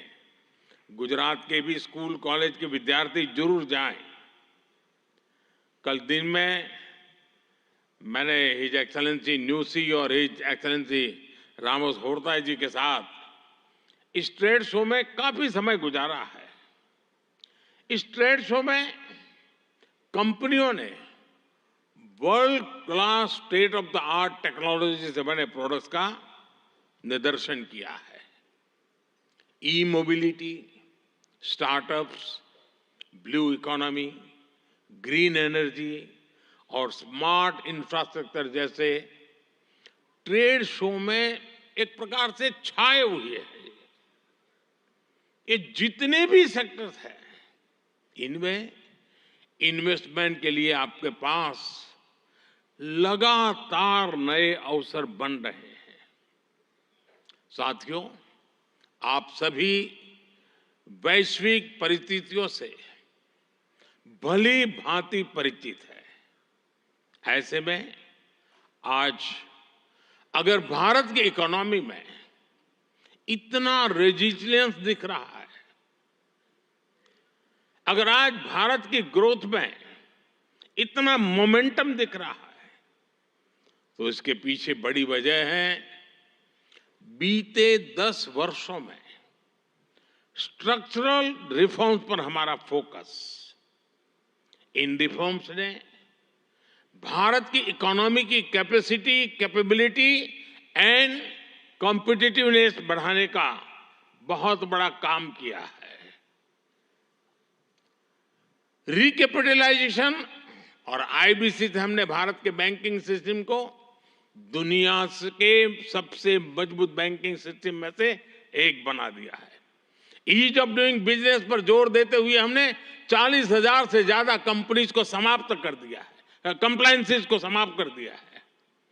जीएसटी ने भारत में टैक्स के अनावश्यक जाल को खत्म किया है। भारत में हमने ग्लोबल सप्लाई चेन के डाइवर्सिफिकेशन के लिए बेहतर माहौल बनाया है। हाल में ही हमने 3 FTA साइन किए ताकि ग्लोबल बिजनेस के लिए भारत और अट्रैक्टिव डेस्टिनेशन बन सके। इनमें से एक FTA तो यूएई के साथ ही हुआ है। हमने अनेक सेक्टर्स को ऑटोमेटिक रूट से FDI के लिए ओपन किया है। आज भारत इंफ्रास्ट्रक्चर पर रिकॉर्ड इन्वेस्ट कर रहा है। पिछले 10 वर्ष में भारत का कैपेक्स 5 गुना अधिक हो चुका है। फ्रेंड्स, भारत आज ग्रीन एनर्जी और अल्टरनेटिव एनर्जी सोर्स को लेकर भी अभूतपूर्व गति से काम कर रहा है। भारत की रिन्यूएबल एनर्जी कैपेसिटी 3 गुना बढ़ी है और सोलर एनर्जी कैपेसिटी में 20 गुना वृद्धि हुई है। डिजिटल इंडिया मिशन ने भारत में लाइफ और बिजनेस दोनों को ट्रांसफॉर्म कर दिया है। 10 वर्षों में सस्ते फोन और सस्ते डेटा से डिजिटल इंक्लूजन की नई क्रांति आई है। हर गांव तक ऑप्टिकल फाइबर पहुंचाने का अभियान, 5G का तेजी से विस्तार आम भारतीयों का जीवन बदल रहा है। आज हम दुनिया में तीसरे बड़े स्टार्टअप इकोसिस्टम है। 10 वर्ष पहले तक भारत में कुछ 100 स्टार्टअप थे। आज भारत में 1,15,000 रजिस्टर्ड स्टार्टअप्स है। भारत के ओवरऑल एक्सपोर्ट में भी रिकॉर्ड बढ़ोतरी हुई है। फ्रेंड्स, भारत में जो ये बदलाव आ रहा है, वो भारत के नागरिकों की ईज ऑफ लिविंग भी बढ़ा रहा है, उन्हें एम्पावर कर रहा है। हमारी सरकार के 5 वर्षों में 13.5 करोड़ से ज्यादा लोग गरीबी से बाहर निकले हैं। भारत में मिडिल क्लास की एवरेज इनकम लगातार बढ़ रही है। भारत में फीमेल वर्कफोर्स के पार्टिसिपेशन में भी रिकॉर्ड वृद्धि हुई है। भारत के भविष्य के लिए ये बहुत अच्छी संकेत है और इसलिए मैं आप सभी का आह्वान करूंगा कि भारत की इस विकास यात्रा से जुड़िए, हमारे साथ चलिए। साथियों, लॉजिस्टिक्स को लेकर ईज ऑफ ट्रांसपोर्टेशन के लिए भी भारत में आधुनिक पॉलिसीज पर काम हो रहा है।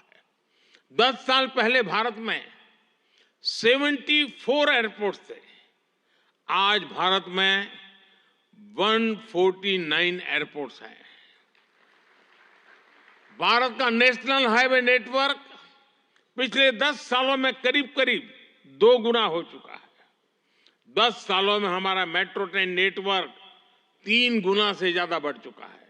गुजरात हो, महाराष्ट्र हो या फिर हमारी ईस्टर्न कोस्ट लाइन हो, इनको आज डेडिकेटेड फ्रेट कॉरिडोर से जोड़ा जा रहा है। भारत में आज अनेक नेशनल वाटरवेज पर एक साथ काम चल रहा है। भारतीय पोर्ट्स का टर्न अराउंड टाइम आज बहुत कॉम्पिटिटिव हो गया है। G20 के दौरान जिस India middle east Europe economic corridor की घोषणा हुई है, वो भी आप सभी इन्वेस्टर्स के लिए बहुत बड़ी बिजनेस अपॉर्चुनिटी है। फ्रेंड्स, भारत के कोने कोने में आपके लिए नई संभावनाएं हैं। वाइब्रेंट गुजरात समिट इसके लिए भी एक गेटवे की तरह है, गेटवे टू द फ्यूचर। और आप भारत में सिर्फ इन्वेस्टमेंट ही नहीं कर रहे, बल्कि यंग क्रिएटर्स और कंज्यूमर्स की एक नई जनरेशन को भी शेप कर रहे हैं। भारत के एस्पिरेशन से भरी यंग जनरेशन के साथ आपकी पार्टनरशिप को वो रिजल्ट लाकर दिखा सकती है जिसकी आपने कभी कल्पना भी नहीं की होगी। और इसी विश्वास के साथ एक बार फिर आप सभी का वाइब्रेंट गुजरात समिट से जुड़ने के लिए मैं हृदय से बहुत बहुत आभार व्यक्त करता हूं। और मैं आपको विश्वास दिलाता हूं कि आपके सपने ये मोदी का संकल्प है।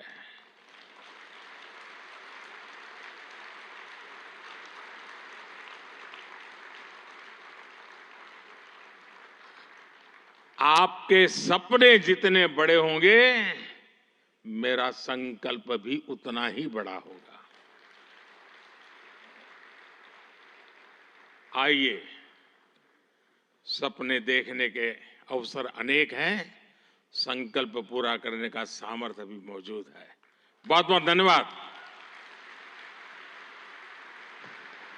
माननीय प्रधानमंत्री महोदय, आपके प्रेरणादायक उद्बोधन और गुजरात की विकास कहानी में सक्रिय रूप से भाग लेने के लिए, सभी को प्रोत्साहित करने के लिए एवं आपकी प्रेरक उपस्थिति के लिए हम भी आपका बहुत बहुत धन्यवाद करते हैं। We extend our heartfelt appreciation for the same.